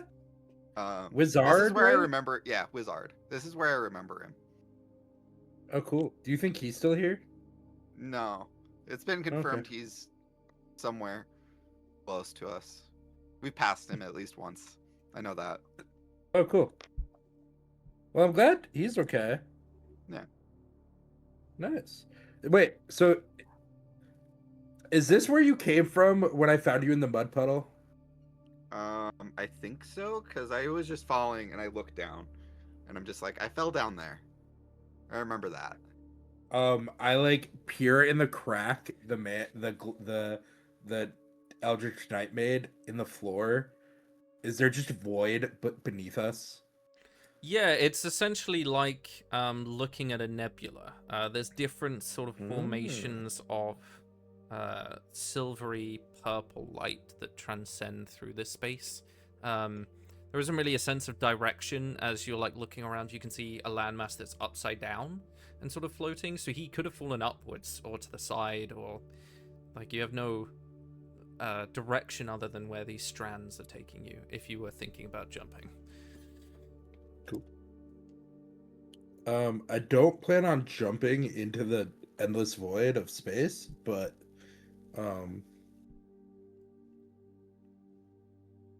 cool. Gio, we're also being hunted. I don't know if that was the only thing hunting us, but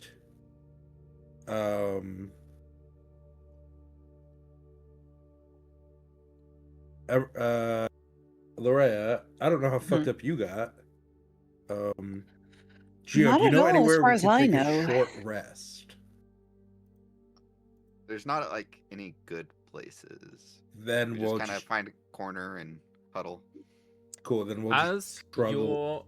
you're saying that, you notice that the sort of pulling out the spike that was still holding Bellini's tether, you watch as they all begin to sort of weave together a little bit, and they lift off and towards a drifting piece of landmass, and you can see that splintered into the side of a very large tree is an even bigger ship wreck. It's like the wreck of what appears to be a ship that you would sail on the sea with. Sort of broken, the bow split open, 3 masts sort of splitted and splintered. There's pale pieces of webbing that bind some pieces of the larger hull together, and there's a lot of bells sort of hanging from the rigging. I would say, Geo, you recognize this ship. Its name is Orison. It was one of the ships that went with you into the Nightmare King. That looks familiar, kind of. This whole place is giving me a headache a little bit. Because I remember being here, but I don't remember being here. Are you saying we should go check out that ship? You think there's cool stuff on there? I mean, we might find more potions and stuff like that. Like, it was a ship that came to fight the chaos person that I already forgot his name of, even though you just said it. Cool. So, are we able to get to this ship, or do we have to like float? Does F has to like hold our hand and drag us? That's an excellent question. Do Given we have to that never you are tuned into this plane now, I will require a form of athletics, acrobatics, or arcana, depending on how you want to flare it, for the 3 of you to jump across to the next landmass. Because the road sort of shatters off. How far away is it?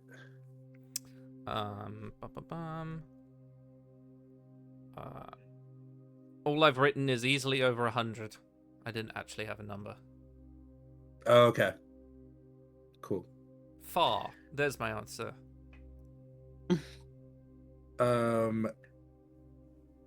Gio, can you throw me and then F will course correct with teleportation?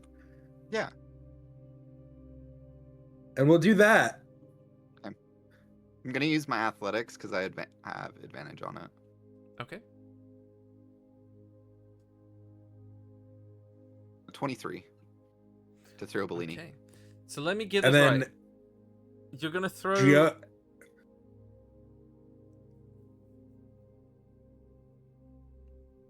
I'm throwing Bellini.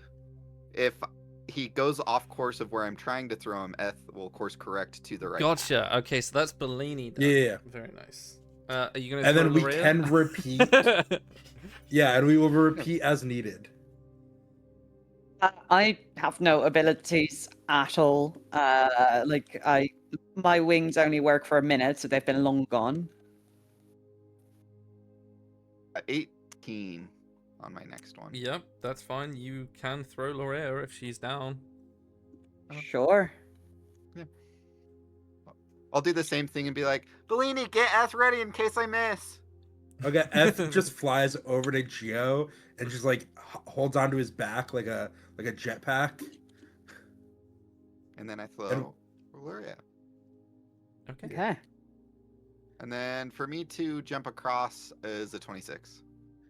Yeah. Damn, fucking smashing it. Yeah. Does momentum carry through teleportation? Sure. I'd say in this space. Yeah, why not? Great. I was like, if F teleports us, do we come to a dead stop or would I carry my forward momentum? Cool. I'd leave that down to your choice. Great. But we didn't need to figure it out because Geo is accurate. That's a later problem. Yeah. I'm surprisingly accurate. Yeah. It must be where my intelligence and wisdom actually go into, is throwing people. Didn't you throw Mortimer at one point? Yep. I think so, yeah. Reaching this wreck, sort of smashed into this massive tree, you come across a good portion of a piece of this boat, and inside you can see that sat on rows of wooden seats facing the front of this chamber are translucent figures that don't move. Some of them are holding hands, some of them are like praying, and at the far end the door has been bound shut with webbing.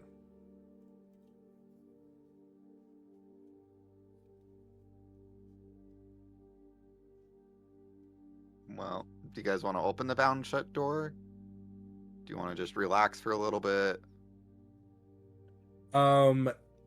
Is there anything we can loot before opening the door? Can we search the ship before opening the bound door? If you want to, yeah. Yeah, I want to search the ship. Make me an investigation roll.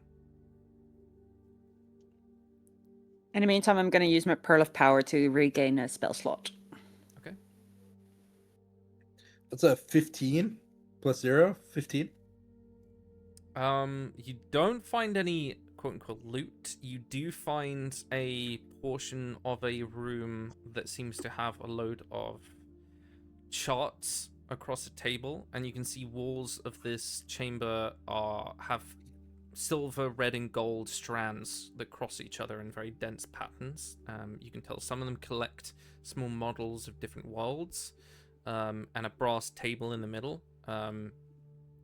One portion of the map that's on the table is an enormous black crown with an empty sort of void in the middle.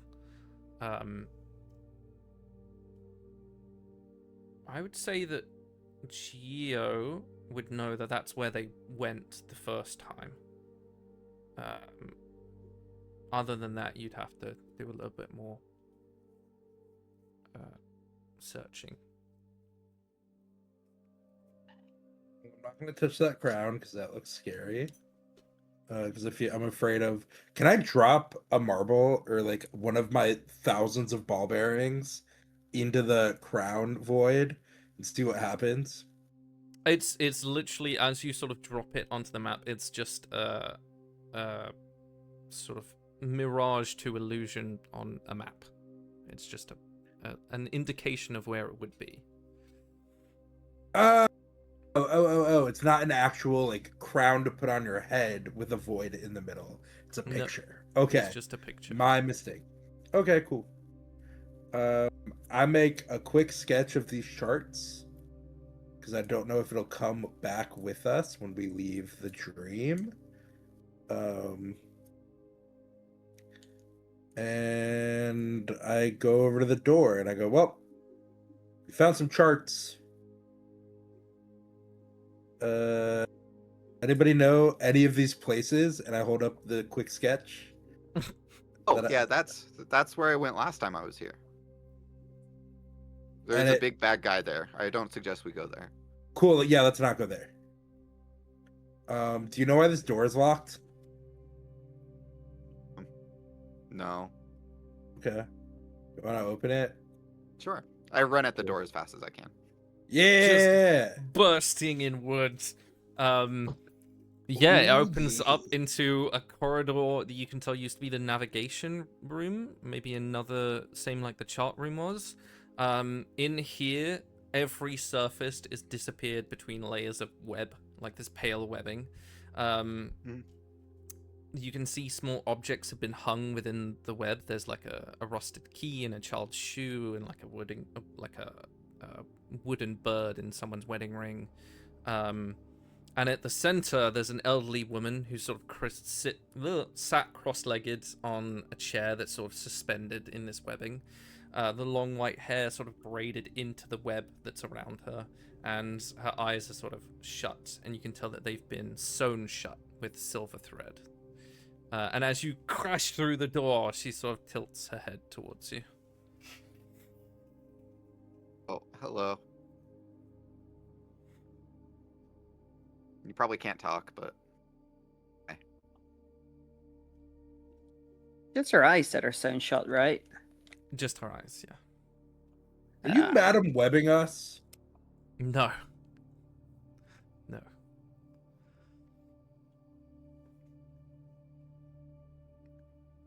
As you cross through the door, what are the other two doing? I follow in slowly. Okay. Yeah, same. Following in, you notice her eyes sort of tilt towards Geo and then look at the two of you. You could have just knocked. well, what's the fun in that? Yeah, I assume you are looking for something. A way Yeah. out.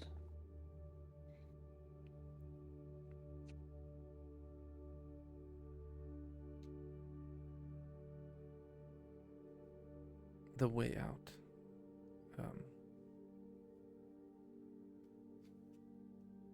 Let's see if she knows. Oh shit, she does. I did not expect Yeah. that. Yeah. I could help you, but I will.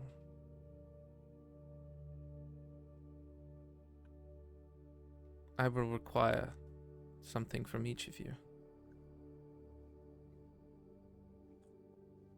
It'll just be free, huh?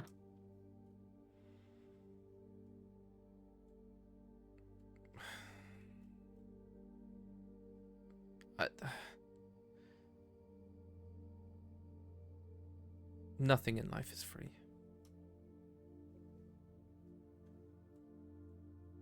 What is it that you require from each of us?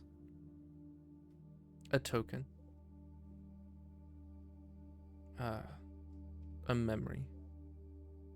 Alternatively, there is a thing that has hunted me for many years. It wants to guide me back to serve the crown once more. And I do not wish to do that. If you could destroy it, then perhaps I would be more amenable. Do you just want to leave with us? Wouldn't that work too? It is tied to this ship. It knows if I leave. Well, I'm okay to go destroy that. What about you two? Yeah. Yeah. Yeah. Does sure. it have a giant mole and try to devour you and sort of pops up from the ground?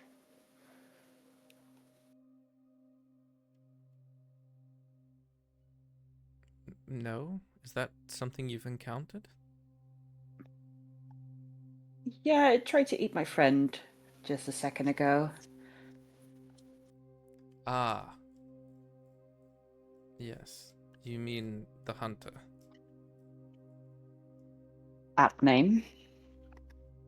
Well, he did have a name once. Tal. Hall. Tal, yes.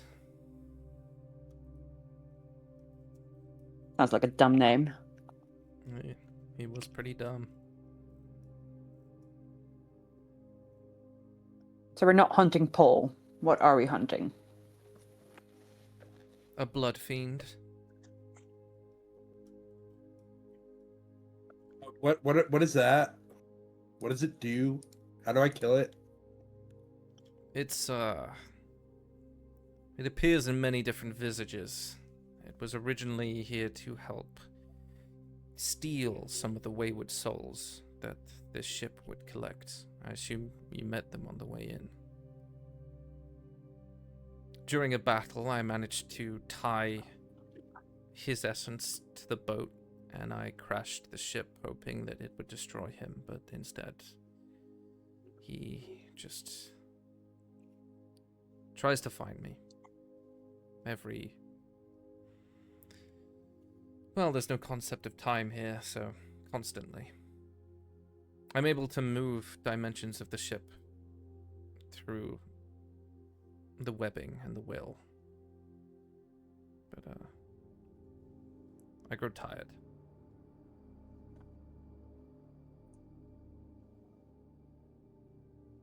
So this I would too. crown you speak of, The king. what is it?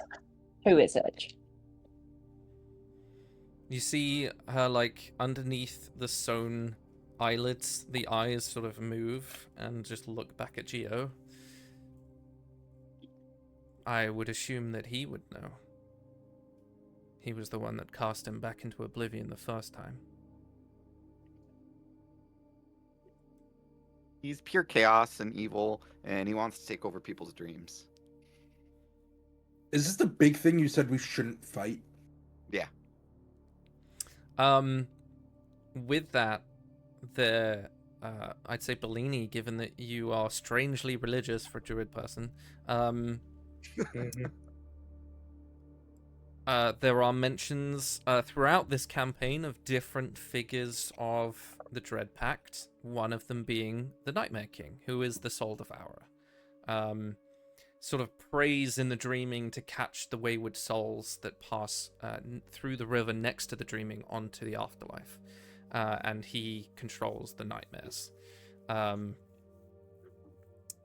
During the various different Divinus Wars, the Pit Fiend War, the Blossoming Plains, and the Stormcaller's Fury, there was talk that during that there was also a conflict in the astral plane for the Reverie against the Nightmare King, and during which the Soul Devourer was cast back into the void,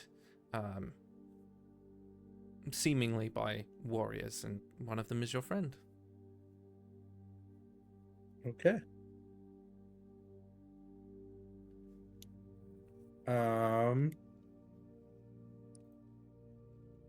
Cool.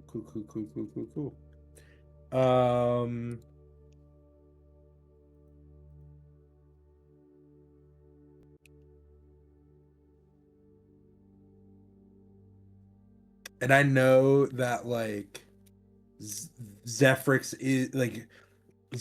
does fight the Nightmare King, right? Or it tries to, like, is in conflict Yeah, with it. the Trinity are not fans of the Dread Pact, for sure. Cool. Cool.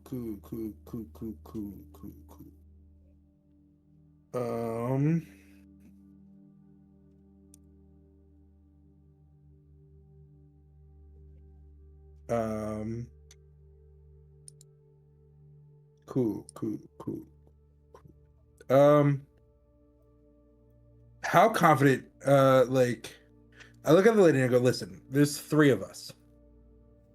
Are you helping us fight this Nightmare King? Wait, we're not fighting the king. Are we fighting the king? I would not We're advise fighting a trying to fight the king.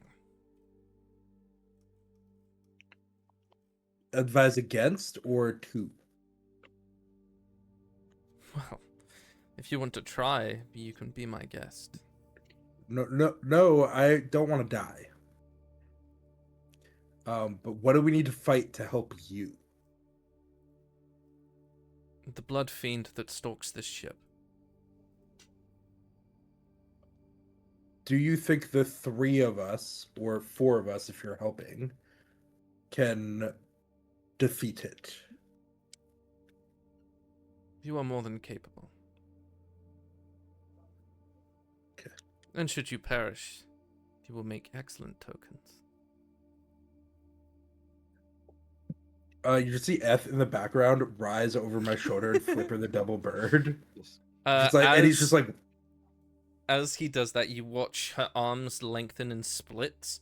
The chair beneath her becomes part of her shape as 8 narrowed legs unfold from beneath it, and the torso sort of rising up into the body of a pale spider, and sort of looking towards you.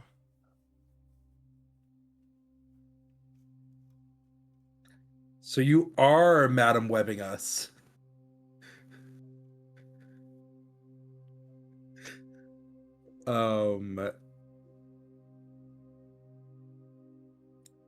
I mean, those spider webs had to come from somewhere. Yeah. She's an Araneg. She's a spider lady. Yeah. Cool. Yeah. Can we rest here, and then fight the dude? Of course. I will stifle the urge to consume you. I pull out some biscuits from my bag of holding, and I go, here, you can eat these instead. He likes Geo snacks. I didn't give her all the Geo snacks, don't worry.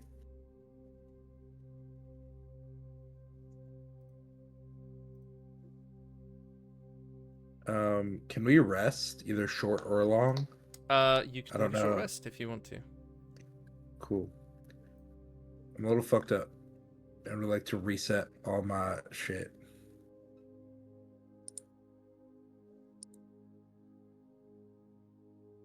Let me see if my Celestial Revelation is per short rest. No, per long rest. Damn. That's fine. Yeah, like I don't get my spell slots back. That changes. I do. What else? Short rest, long rest, spells per long rest, actions, short rest, long rest. Cool.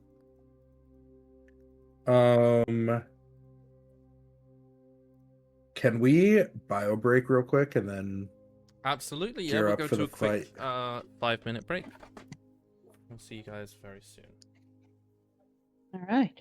Cool. Okay, welcome back. As you watch this woman transform more into her true form of a half spidery, weird amalgamation, is there anything else you would like to do in this room, or are you going hunting? What do I see in the room? In the room you're in right now is just a load of what appears to be the interior of a ship's cabin covered in different pieces of webbing and this woman. And then you took a short rest. Are there any cool trinkets in this room? I know you said there's a bunch suspended. Yeah, there's Anything that make would me- help us fight the Nightmare King. Make me a perception check. We're not fighting the Nightmare King, by the way. Or the Blood Fiend. That's Perception, 15 plus 6, 21. It just looks to be like mundane items that might have belonged to different people. You would guess that these would be tokens that she keeps talking about. Maybe they're attached to a memory or a feeling of someone. I'd like to ask her, like, what sort of token would she have asked if we not agreed to kill the Blood Fiend? Just an important memory. They hold power here. Would they be erased from us if you took it? Unfortunately, you would not carry it should you escape back to the material plane.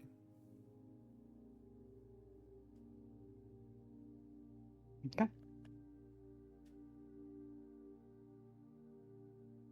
Then yeah, I'm good with killing whatever that thing is, that Blood Fiend.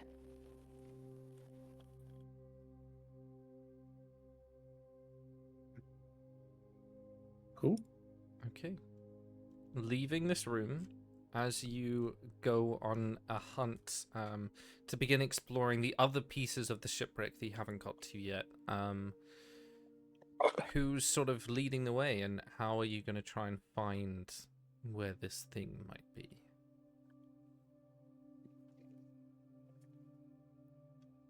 I'm going to Dreadfall if it can point me in the way of the Blood Fiend. Oh, what an interesting question. Let's see if Alistair knows.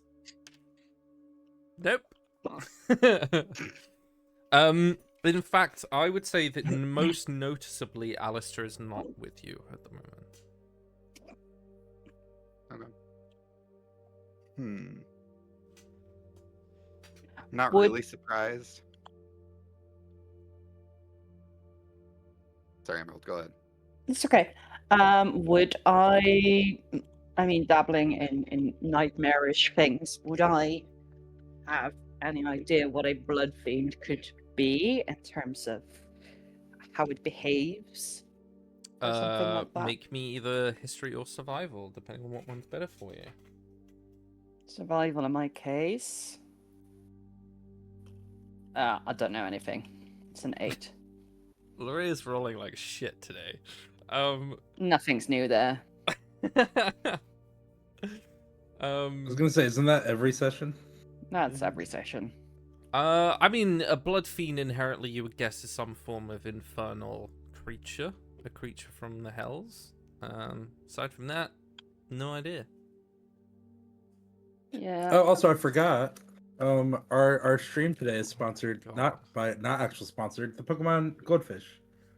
I'm interrupting Storyflow because I forgot the bit.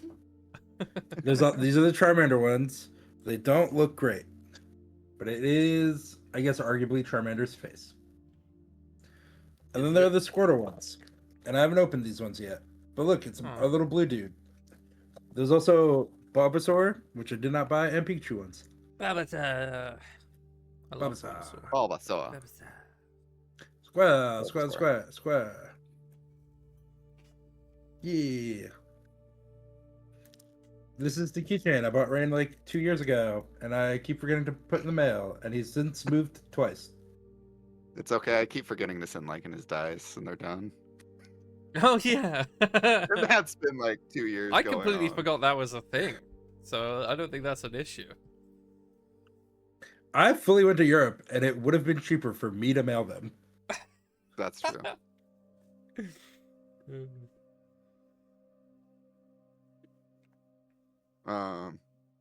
Okay, continuing on.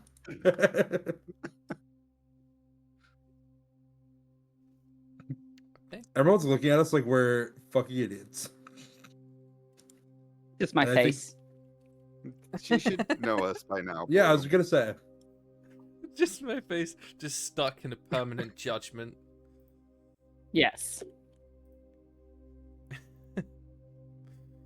Okay. Mhm. Moving from this sort of navigation cabin and the sort of lower hull, you would guess, where these seats are with these spectral people sitting in them that still haven't moved. you begin to explore other portions of what this ship would have been. So, like the upper and lower gun decks, the more portions of the hull and the cargo store. As you're exploring through this, do you want to pick someone to make me a perception check? Not me. I got it. I got a 24. A On 23. a 24, as you're moving through a portion of the what appears to be the cargo hull, you can see a small figure rises from in amongst a couple of barrels. A very young, sort of badly pallid boy in a dark blue coat. You can see there's dirty bandages wrapped around portions of their arm and throat. And as you spot them, they just raise both their hands. Just, please. Did she send you? Not to kill you guys. Unless you're the big bad that's keeping her here. You notice that he looks at like the silvery light that seems to be constantly trailing from your chests. You're still tethered. Why are you here? Why not?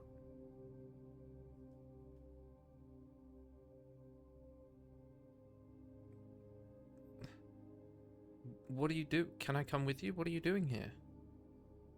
No, you can't come with. I'm sorry. Oh.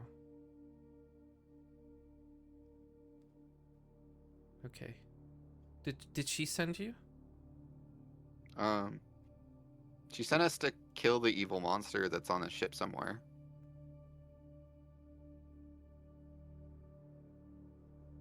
And she's still alive. Alive is a term that shouldn't be used here.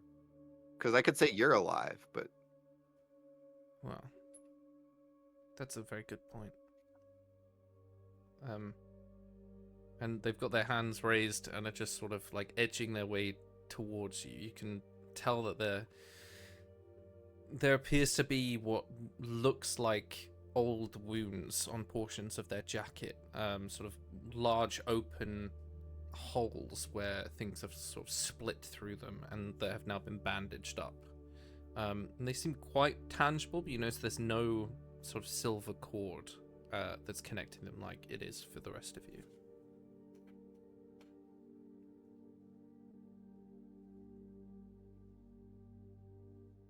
I back up because I don't want him to touch me.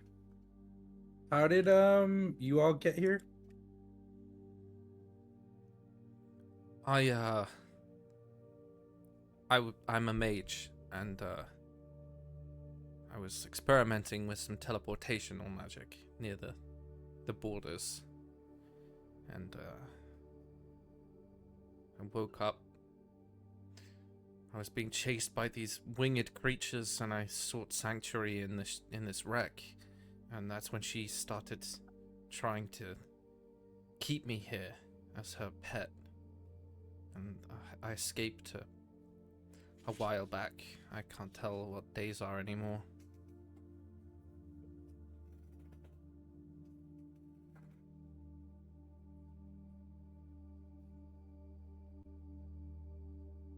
Okay.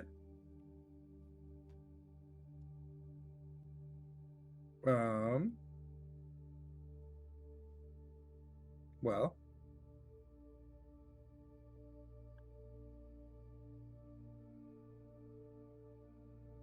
Do you know where the Blood Fiend is? A blood fiend? I don't know. Apparently, something's hunting the Spider Woman. What the fuck is And, there's something worse than her? Oh god. Don't worry, there's also something worse than the Blood Fiend, too. Have you heard of a man called the Nightmare King? I would say as you say that, Bellini, your robe of eyes, there is a black flicker underneath the mask that he's currently wearing. This dude flickered when I said the name of the NK. He might be evil. I can see through his bullshit. This is not his normal form. Okay. Given that, as you call him out, he is going to, he's been slowly sort of making his way towards you guys. The only person who stepped back was Geo. He is going to thrust his hand out, and a sword of shadow formulates, and as it keeps, just before it's tangible, goes through Bellini, and then he makes it tangible so that it's inside you, and then pulls it out. His head snaps to the side. The bandages around the throat split into black feathers, and the human face narrows into like a beak, and this bat-like wings, forked tongue, hooked talons. Our blood fiend is going to attack Bellini. So Bellini, I need you to make me a... Oh no, it's me. Yeah. Okay. That is a natural 20. So if you want to use any luck... No, it's not. Get fucked. That is a 24. Yep, that hits. I'm gonna use my runic shield to make him reroll it. Okay. That is a 25. Dang it. So that is 2d8. 2d8. Where's my d8? There it is. 7. That is 15 points of slashing damage for Bellini. And another 9 points of necrotic. And we will switch into Ow. demon.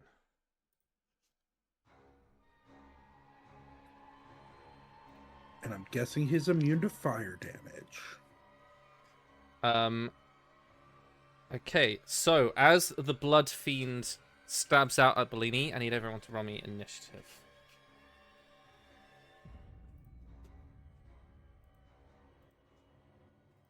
12. 12. Bellini.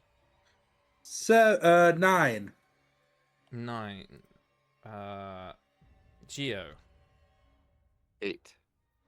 8.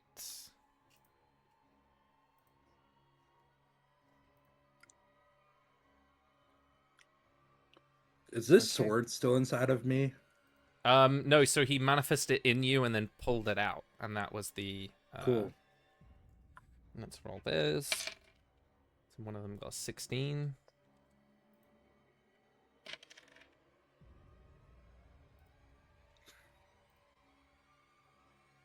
Okay. As he does that, he's going to take his second turn because Geo's here. To he's going to burst infernal energy outwards as he sort of manifests his true form. So I need both Bellini and Larea, because Geo stepped back, to make me a Constitution saving throw. I fail. I critically succeed. Okay. And I will see if it recharges. It does not. 5, 13, 21, 25, 33 points of necrotic damage. And then half if you succeeded. And half if you're resistant. And half if you're resistant. So at 16, right? It was 23 fulls, right? 23 or 33? It was 33 full. Ah. And then So half. it would be half would be 16. Great. So 16 for both of you. Pretty much. Yeah. Larea, you are considered blinded as you failed. Am I right? I did fail. Does Okay. that? Am I still blinded with Devil's Sight too? Yes. Okay. So all Devil's Sight does is it means that you can. It's like a further extension of your sight rather than another otherworldly sight. Well, yes, but it's also through magical darkness. So if it's like magical No, it's just darkness, blindness, or whatever. a blind condition. Okay, just checking. That is your turn though. So it Okay. is Lorea and Bellini stood next to each other with the fiend in front of them, and Geo, you're stood about 10 foot back from them.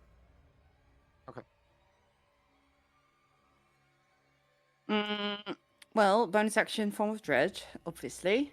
Okay. I don't want to do necrotic spells yet because I don't know whether or not he is resistant or immune. But I do know I'm next to him. Shit, I only have ranged spells. Do you not want to be next to him? You can delay and I can get you out. No, I can get myself out with Thunder Step, but that will hurt you. I was just gonna have F take you away. Yeah, let me see if I have any sort of touch spell that I can use here. I literally have only ranged. God damn. Oh, I can do infestation. Because that is a Constitution saving throw from Elgai. Constitution is a 9 plus 15. Meets it, beats it. Okay. Anything else? Nope. Bellini. I'm gonna have F teleport Lorea away. Smart. Teleport her 15 feet back. Is that dude frightened of her form of dread? He is not. Yeah, that's what I thought. He's a fiend. That's my bonus action. As my action, I'm going to upcast Cure Wounds on myself. Okay. And that'll be my turn. That's bonus action. So that's 4d8 plus. Am I right in saying that if Eth teleports her away, you will be in the fiery? Not if I ever stand. Not if I have him stand on the other side of her. Within 5 feet. That's what I think. Oh yeah. Okay. Yeah, that's smart. Yeah. But he needs to make a dexterity saving throw. Will do. That is a 19. That passes. I'm also guessing he's immune to fire. No. Oh. Is he resistant? He is resistant to fire. Okay. Ooh, that's good. 8, 13,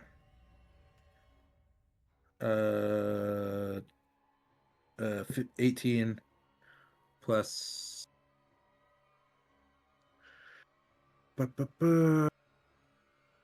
21 points of healing. Okay. And that's my turn, and I just hold my shield in front of me. My crab shield. Ram shield. Gio. Because I haven't gotten my new one yet. That one is pretty I'm gonna cool. take. First, I'm going to go up to him, the 10 feet that I backed away. And then I'm going to take Dreadfall and try and whack him twice. Does a 21 hit? Yes, definitely. And he's going to take 11 bludgeoning damage. And I'm gonna swing again. And I miss. I got a Okay. 12. Anything else? I'm just gonna invoke Giant Smite again so I get large. Classic. Bum, bum, bum, bum, bum, bum, bum. It is going to... Lorraine is going to love this. It is going to cast Darkness on this cabin, which is its first action. And then the second one, it is going to stab Bellini again for a... I can't do maths. 19. Beats it, beats it. That is 14 slashing damage Okay. and 8 necrotic damage. 22.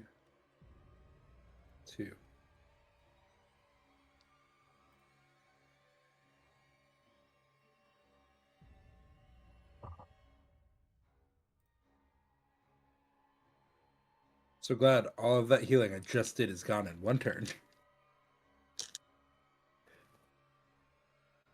Okay. Okay. Larea, it is your turn. Okay. So blindness will give me disadvantage on ranged spell attacks, right? It should tell you on your sheet what blinded does. If you click conditions, you can Yes. add it. It does Mm-hmm. have that. And attack rolls against me have advantage as well. Yeah. You are blind for 1 minute, and you can repeat the saving throw at the end of each of your turns. And I can repeat what?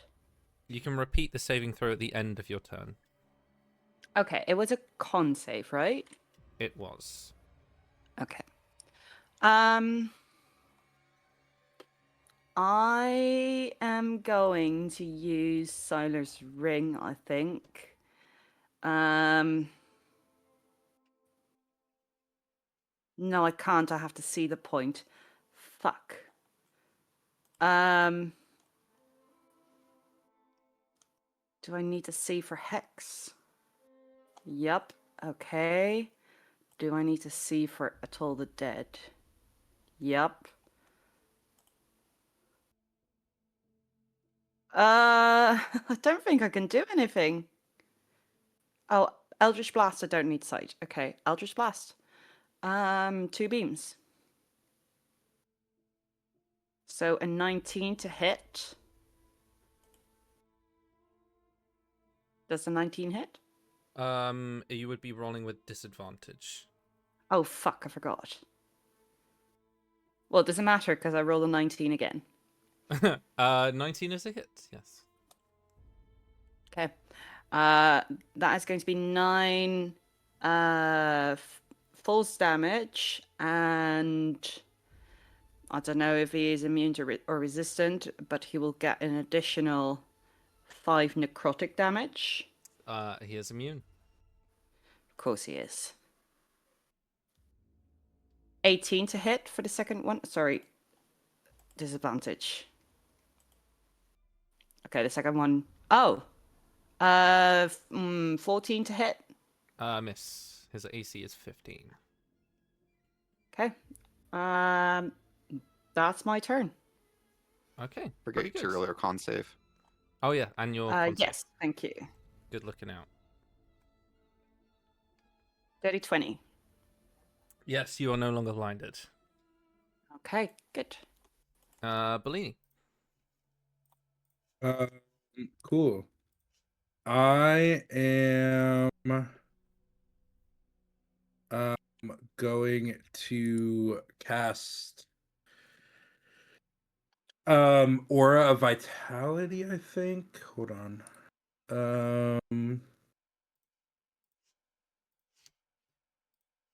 Yeah, because this doesn't increase my AC. It just deals damage back when I get hit. So, I'm going to cast Aura Vitality. It's a 4th level spell. It's a 30-foot aura around me. Until the spell ends, the aura moves with me. Each non-hostile creature in the area, including me, has resistance to necrotic damage. Our hit point maximum can't be reduced. In addition, any non-hostile creature regains 1 hit point when starting its turn in the aura with 0 hit points. So if you're down on the start of your turn, you are automatically up at 1. Okay. I am then going to chug a potion, and as my bonus action. And a quick question: does resistance stack? Am I like a quarter resistant or 3/4 resistant to no, necrotic? it's just it would be the just normal resistance for you. Yes. All right. Just checking. Oh, good. And I'm gonna hunker down behind my shield and try to stay up. Geo. Am I bigger than him at this point? Yes. Oh, no, you're the same size now. Okay. Because you become large, don't you? Yeah. Yeah, no, you're the same size. I guess I'm just gonna attack him. The first one is a 21 to hit. 21 is a hit, yes. Okay. That is 16 bludgeoning damage, and then an additional 6 damage with my Giant's Might. And then I'll invoke Astral Spark to do an extra 3 force damage. Big hits. And then for my second attack, I am going to discharge 2 of my charges and invoke Chains of Dominion. Oh, yes. I love Chains of Dominion. Okay. Pinky? It needs to make a Question strength mark? save. He does. That is a 14. He fails. Oh, It needs to be a 16. He is now knocked prone and restrained by a spectral change until the end of my next turn. okay. And then that counts as 1 attack, right? Yes. Well, I'm gonna invoke my second wind, right? Or not second wind. My action surge right now for my bonus action, so I can take 2 more hits on him. The first one misses at a 12, and the second one is a 28. 28 is a hit. That is 9 damage plus an extra 6.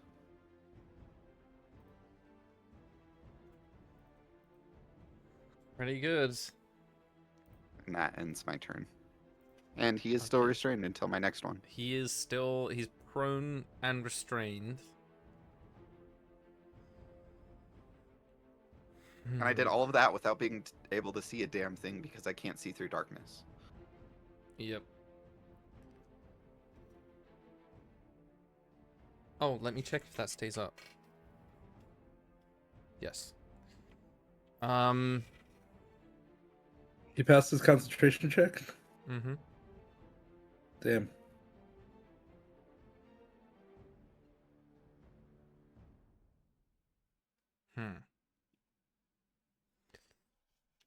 I mean,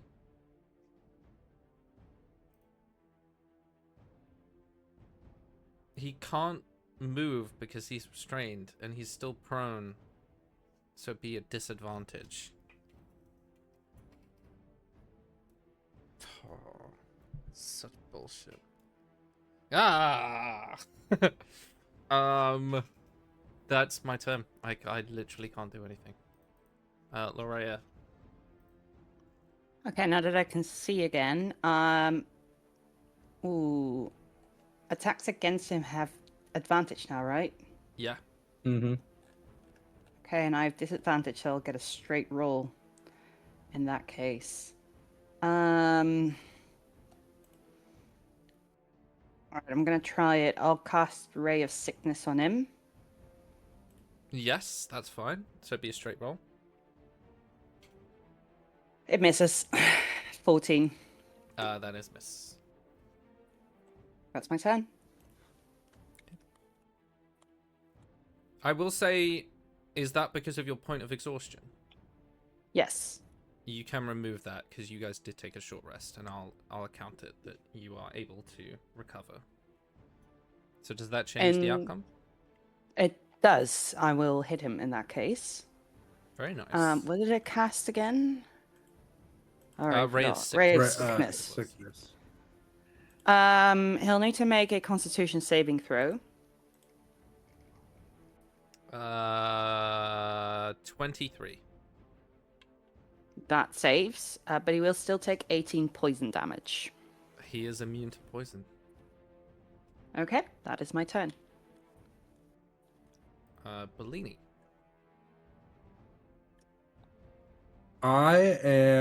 He's prone and restrained. Yes. I am going to figuring out what would do the most damage. I'm gonna have because he's resistant.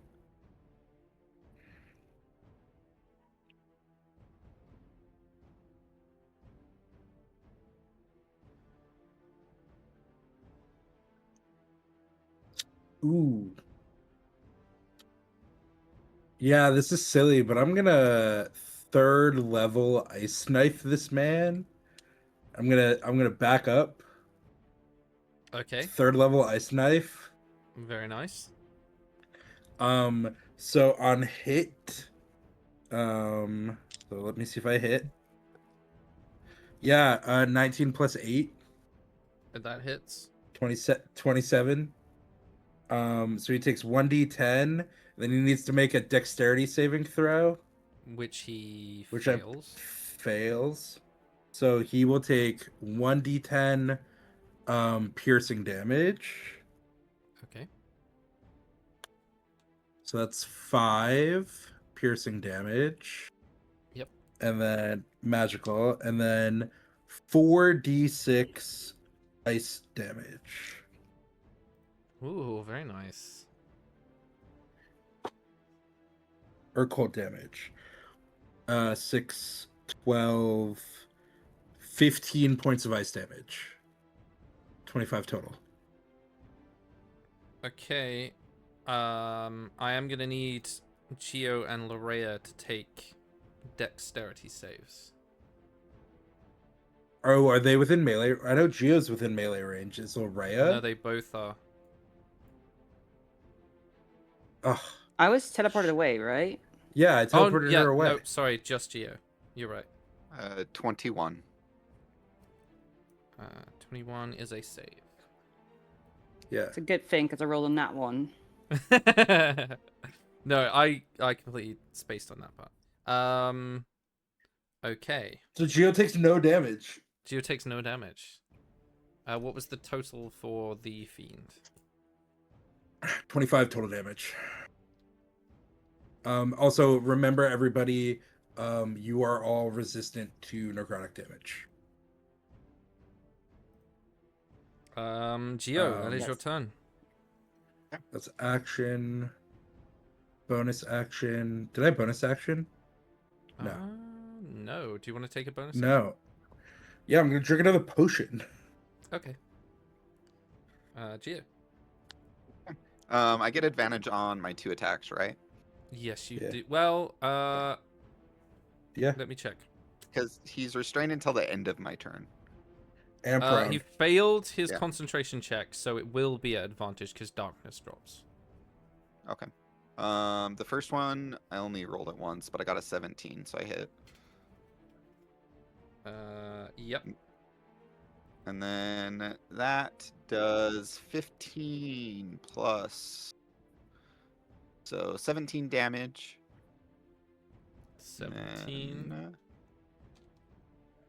I'm going to invoke my fire rune to Okay. do an extra 9 fire damage. 9. Nice. And then I'm going anything to attack him else? again. Nice. Let's see. So a 26 to hit. 26, definitely a hit. An additional 13 damage. And I will throw in an extra astral spark for an extra 3 force damage. Just why not? Hit him while he's down. Come on. Yeah. That's what I'm trying to do. Because if he Okay. makes this save, then he's out of it. Yeah. He does. Was my ice damage extra effective? No. Too weak. No. Damn. Okay, he is going to attack Geo because he does not like Geo. That is a 14 plus a 22. That does hit. 11 points of slashing damage. That's fine.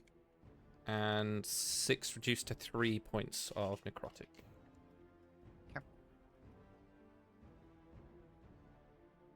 That's not that bad. I'm gonna take the other action to attack you again. A 21 That hits. for 12 points of slashing damage. Okay. And 11 points of necrotic reduced to 5. Okay. And that's his turn. Against a creature who has arguably just as many hit points.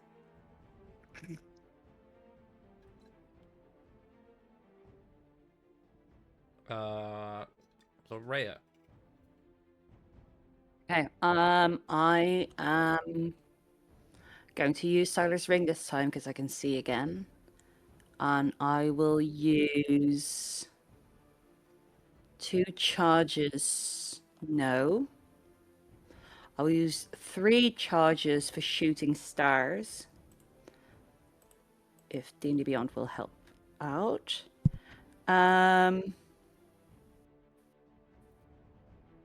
Oh no, shit, the people are in the way.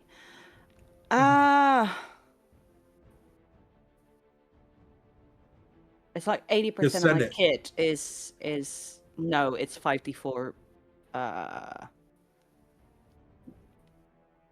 I'm back at full, almost full. Oh no, wait, this is fire anyway. I can't do that. It's just resistant, not immune.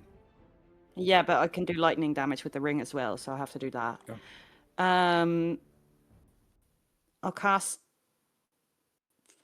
I'll expend 2 charges to get 3 spheres of lightning. Mm-hmm. Next to him, but without touching the others. I have no idea where they are standing currently. The only person next to him is Geo, so that's more than capable of being done. Okay. 2 of them. Okay, if I can have them at a row next to the Blood Fiend, but out of melee range of Geo, because anything Yeah, you within can- 5 you feet can- of them. You can put them behind him. Okay. He will have to make 3 dexterity saving throws. Okay, here we go. Big money. You're going to fail all 3. 15. 15 is the DC. So one success. 22. Damn. 2 succeeds. 9. 1 fail. He'll get 2d6 of lightning damage. I'm going to roll that real quick. 7 lightning damage. He is resistant. And that is my turn. Okay. 3 lightning damage, and that's my turn. Bellini. Yeah. I'm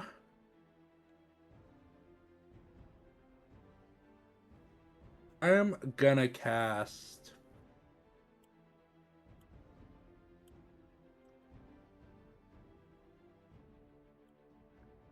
Are there any plants nearby by chance? No. Okay. Never mind. This is not the spell I thought it was, so it's all good. It's immune to necrotic. Don't want to cast that.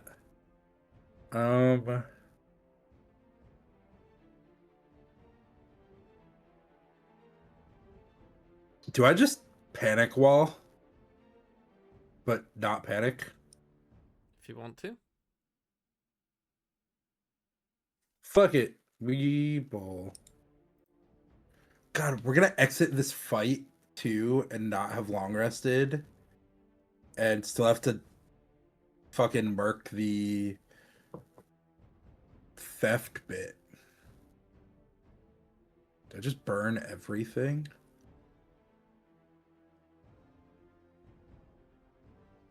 Now, how hurt does this man look? Pretty hurt.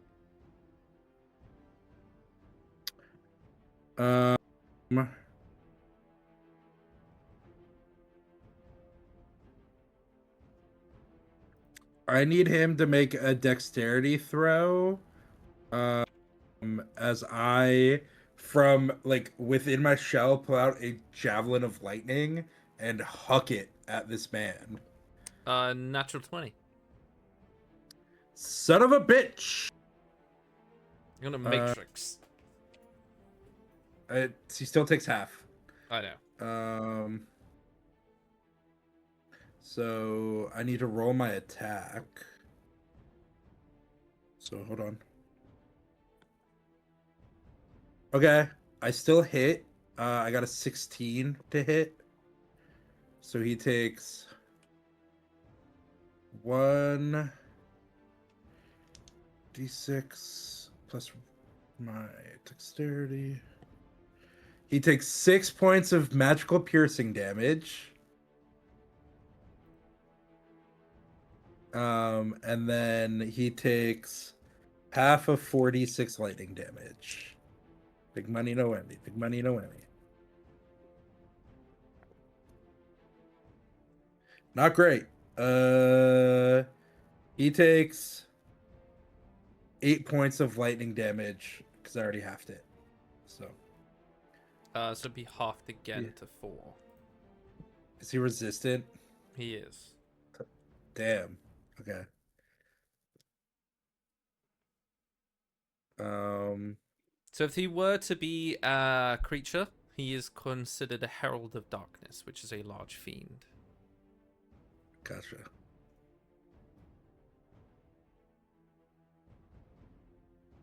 Okay.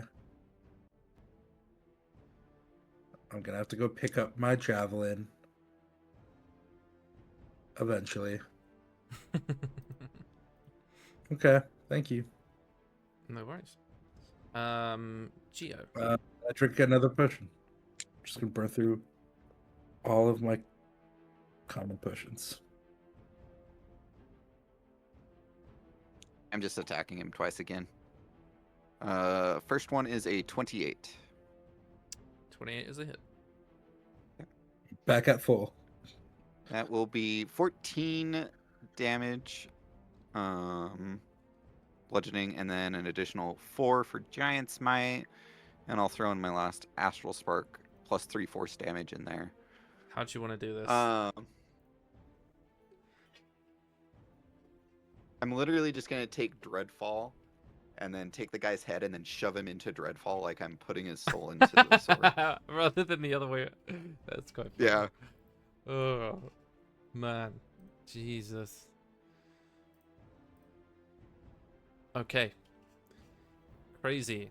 As Geo finishes him off, there is a little sort of vibration through the air, and you can see some of the webbing on the some of the corridors behind you begins to sort of vibrate a little bit, knowing that she has seen what has happened.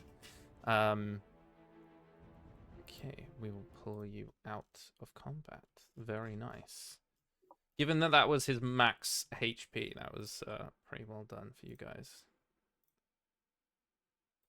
Okay. Oh, I got into single-digit hit points.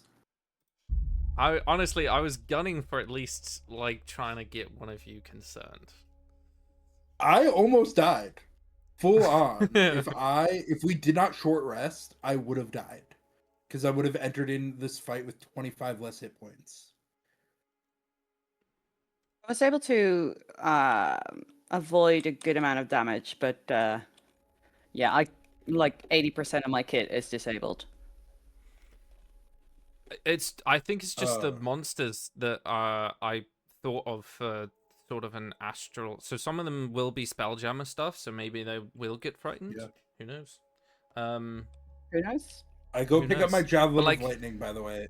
That's easily able for you to do. Yeah. But like the Yeah. first one was a spirit, so he's undead. And the second one was a fiend, so I was like, oh shit, I've done it again. It's like every time I do it, I'm like, oh no. No. For a campaign without a cleric or a player that deals radiant damage, we have fought a lot. A lot. A lot. lot of like undead and fiends. Like that, I feel Yeah. like that's our primary. And vampires, which are also undead. Yeah. I guess. There you go.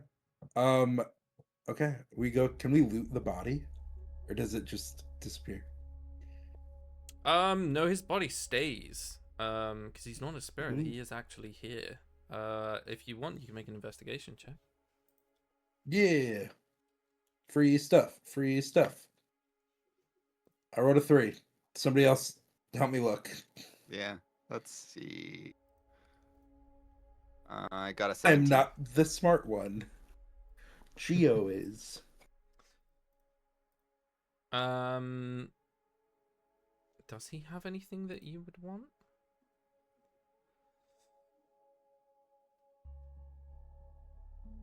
Does he have like horns I can cut off? You can. I would say, on a success, you realize that he has no tangible sort of form of material objects. Like his swords were manifested out of darkness. You can saw off his horns if you want. Yeah. You creepy sociopath. I don't need the horns, so have at it. Yeah. Just remember, you made Bellini like this. Bellini's seen some shit. That's how he gets through the nights. Yeah, I cut his horns and pull his fangs out. Okay. You can keep them if you want. Yeah, I give the fangs to the weird spider lady. Oh, Here's her okay. token. Yeah, going back to Nithiri, who is the Aranea.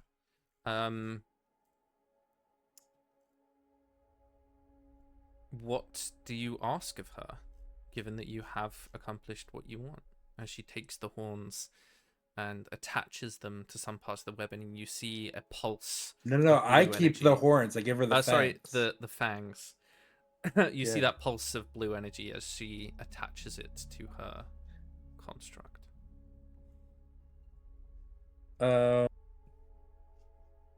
Look at the group. We're trying to get out of here, right? Back Yeah. to cool. Question. Can you help us get out of here? And 2, any insight on how to free the person we're helping steal shit from this other place? Any insight into how to help with that and accomplish that task? She can help you to escape this place. She does not know of what you talk about in the material plane. Cool. She lets you know that the pathway that you seek is you would want to find the ossuary of Atheris, which is essentially an ossuary is like a small coffin built for holding skeletal remains. This one is capable of locating breaches that you would be able to then exit through. The reason you would need a device like this is because the breaches move and shift depending on the dreaming, much like a good portion of the landscape. So the ossuary will help you find that breach. The shortest route she knows passes through the Pale River and a set of floating sort of jagged stalactites. She actually crawls out of where her room is and sort of up through the ceiling, up to the top deck. And as you follow her, she points out across to this pale stream of light flowing through the darkness that would be the pale current. You can see as they sort of move, I'd say for you, Bellini, with your perception, you can see inside of them are sort of moving images of like someone laughing, a burning tower, two hands sort of parting ways, a field beneath some rain, beautiful meadows and mountains, and one of them's like the distinct image of a baby in a crib, and they seem to be either memories or lives that were lived or lost. And something enormous swims through the light, sort of cutting them out of view. And you can see a large fish-like creature, broad enough to cover easily the size of 2 wagons, and long tendrils trailing behind it, sort of flashing with blue electricity. There's 2 tusks curving from its mouth, and it seems to just move through around the pale current. She lets you know that this is a skyfish, and a good portion of the servants of the Nightmare King use it to not only cross the pale current, but it is also capable of detecting other travelers to this domain. We need to be careful of the skyfish and also ride one across. She calls that one is called Oro. And will Oro help us, or is it something we have to avoid? I would say it might be able to help you. And as she points, you can see there's a long dark harpoon in a portion of its side as it's moving along. You don't see any of these servants that she references on it or around it, so maybe they've gone somewhere else. But all you can see is that one fish. What was its name? Oro. O-R-R-O.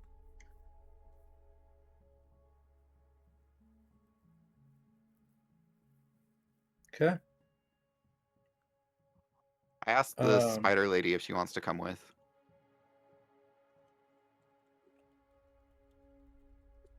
I must remain near my web. It means I can shield myself from the view of the Nightmare King. But if you leave with us, the Nightmare King won't follow. I only exist in this dimension, my dear. If I were to leave, I'm not sure what would happen. I did it once. I think I'm okay. Maybe not okay in the head, but physically I feel fine.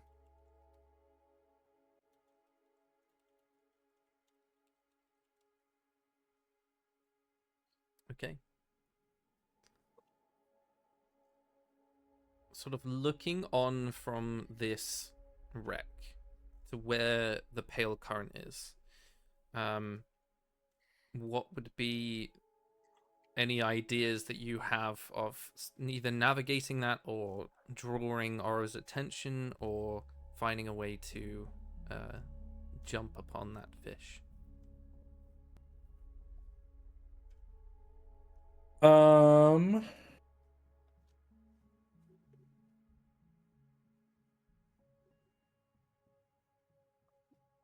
Perhaps this time I could use prestidigitation to sort of project our voices.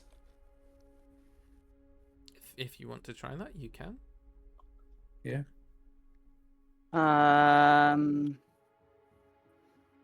Because I would cast it on myself so that the 10 feet doesn't matter in that thing, in that sense, right? The range? Yeah, no, you'd be casting on yourself for sure. I'll shout Oro with prestidigitation. Okay.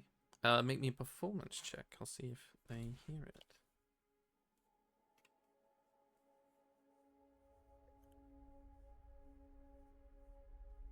It's a 9. You shout out into the void, and it just continues on its path. Okay. I just shout and see if that does anything. I would say without Thaumaturgy, it won't reach him. The DC would be too high. Okay.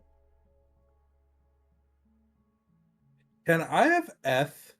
Can I like give Eth a rope and then have him fly over and like bait and like hook the skyfish and or like tie the rope to the spear in its side and then we like tactical slide to the fish? Like I tie a piece of leather cordage to the end of the rope so F doesn't burn the rope, and then have him bring that over and either get eaten by the skyfish, and hook him. Yeah, make me a dex check from Eth. So it'd be a d20 plus 2. Yeah.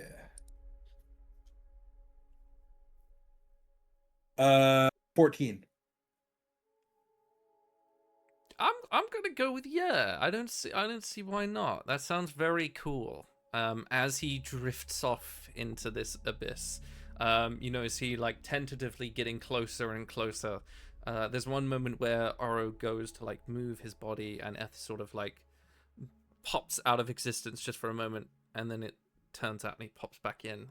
Begins tying the rope to the harpoon, a piece of the harpoon that you could still see was still inside the fish.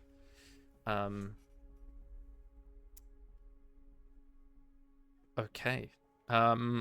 Using the rope to climb towards Oro will be either athletics or acrobatics.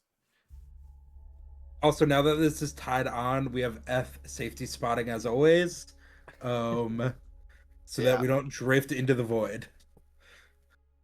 Is it I would say acrobatics we or would- athletics?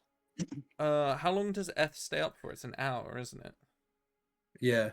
So we would be nearing the end. If you want to use another wildfire spray, then Charge. you can. But that's Yeah. up to you whether or not you just want to let it fizzle out and try it, or keep him with you. No, I'll let him stay up. Yeah. Cool.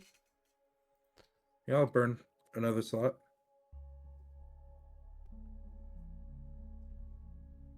I just gotta take okay. a short nap to have F come back, so like you can always do that. But yeah. Yeah, so athletics or acrobatics for each of you. I'm gonna do athletics for me.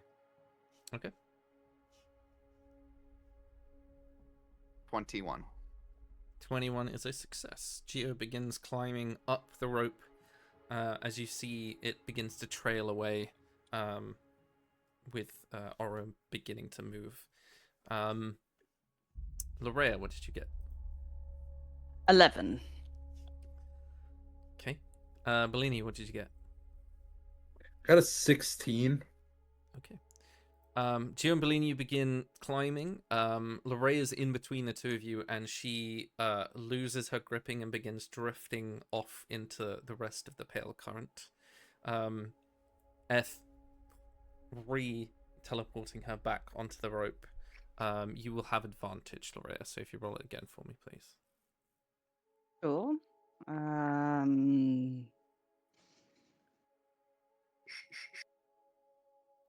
Okay, so the first one is a 21. That's already better. And the other one is a dirty 20.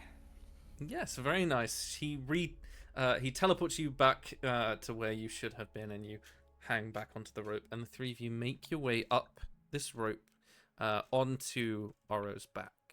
And as the pale light washes over you, we will end our session there, and we'll pick it up next week. All right. Woohoo! Woo. A little bit of first session back, and we're not even where we're meant to be. Yeah. I hope you We're guys had saved fun. by the power of friendship every time. Saved by the power of oh, that was something that he said. I hate that Muppet. Actually, let me roll and see if he's still. Okay, I will let you decide. Do I want a high number or a low number? For him being For him alive. to be alive, Yeah. we want a high number. Okay. Good to know. What did we roll? Oh, Because I natural will one. burn. Damn it! I'm gonna He's burn Very dead. my point. Nope, I burned my point of inspiration. Yeah. That's not how that works. I'm the one wrong. Wait, Yeah, it is. I burned my point of inspiration with blooms. 2 points of inspiration. I want the Muppet to be alive. Okay. 2. Well, I'll take it. Yep, that's a 2. That's God damn it! yes. Can I Muppet's find dead. the? Nope. The Can I Muppet's dead. find drifting more in the Muppet. water? Can I find? Nope. Can I Muppet- find Muppet the be gone. torn husk? Potentially. find I will his- include it. his- I will include it on your journey. Okay. There is yes. I will not deny you finding his corpse. It's fine. Rip Mortimer Hobb. Rip my Mahab. But yes, we will pick this up next week with hopefully some more shenanigans. But until then, Yeah. this has been my Wyrdcast. And say goodbye, guys. Bye. Ah.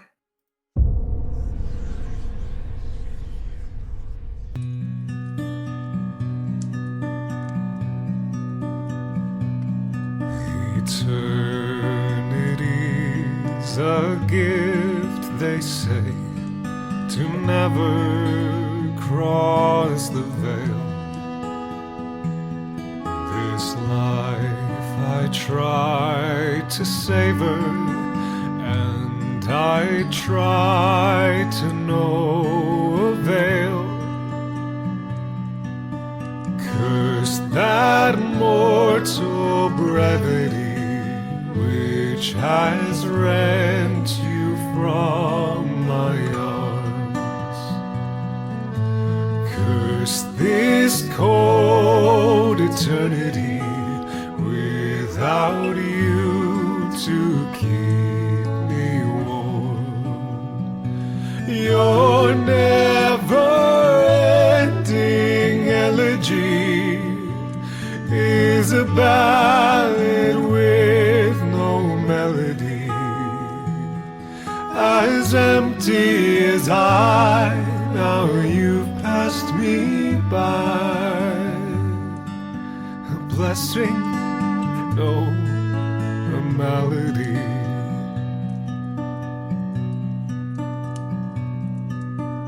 Why do roses bloom in spring, only to wither and die?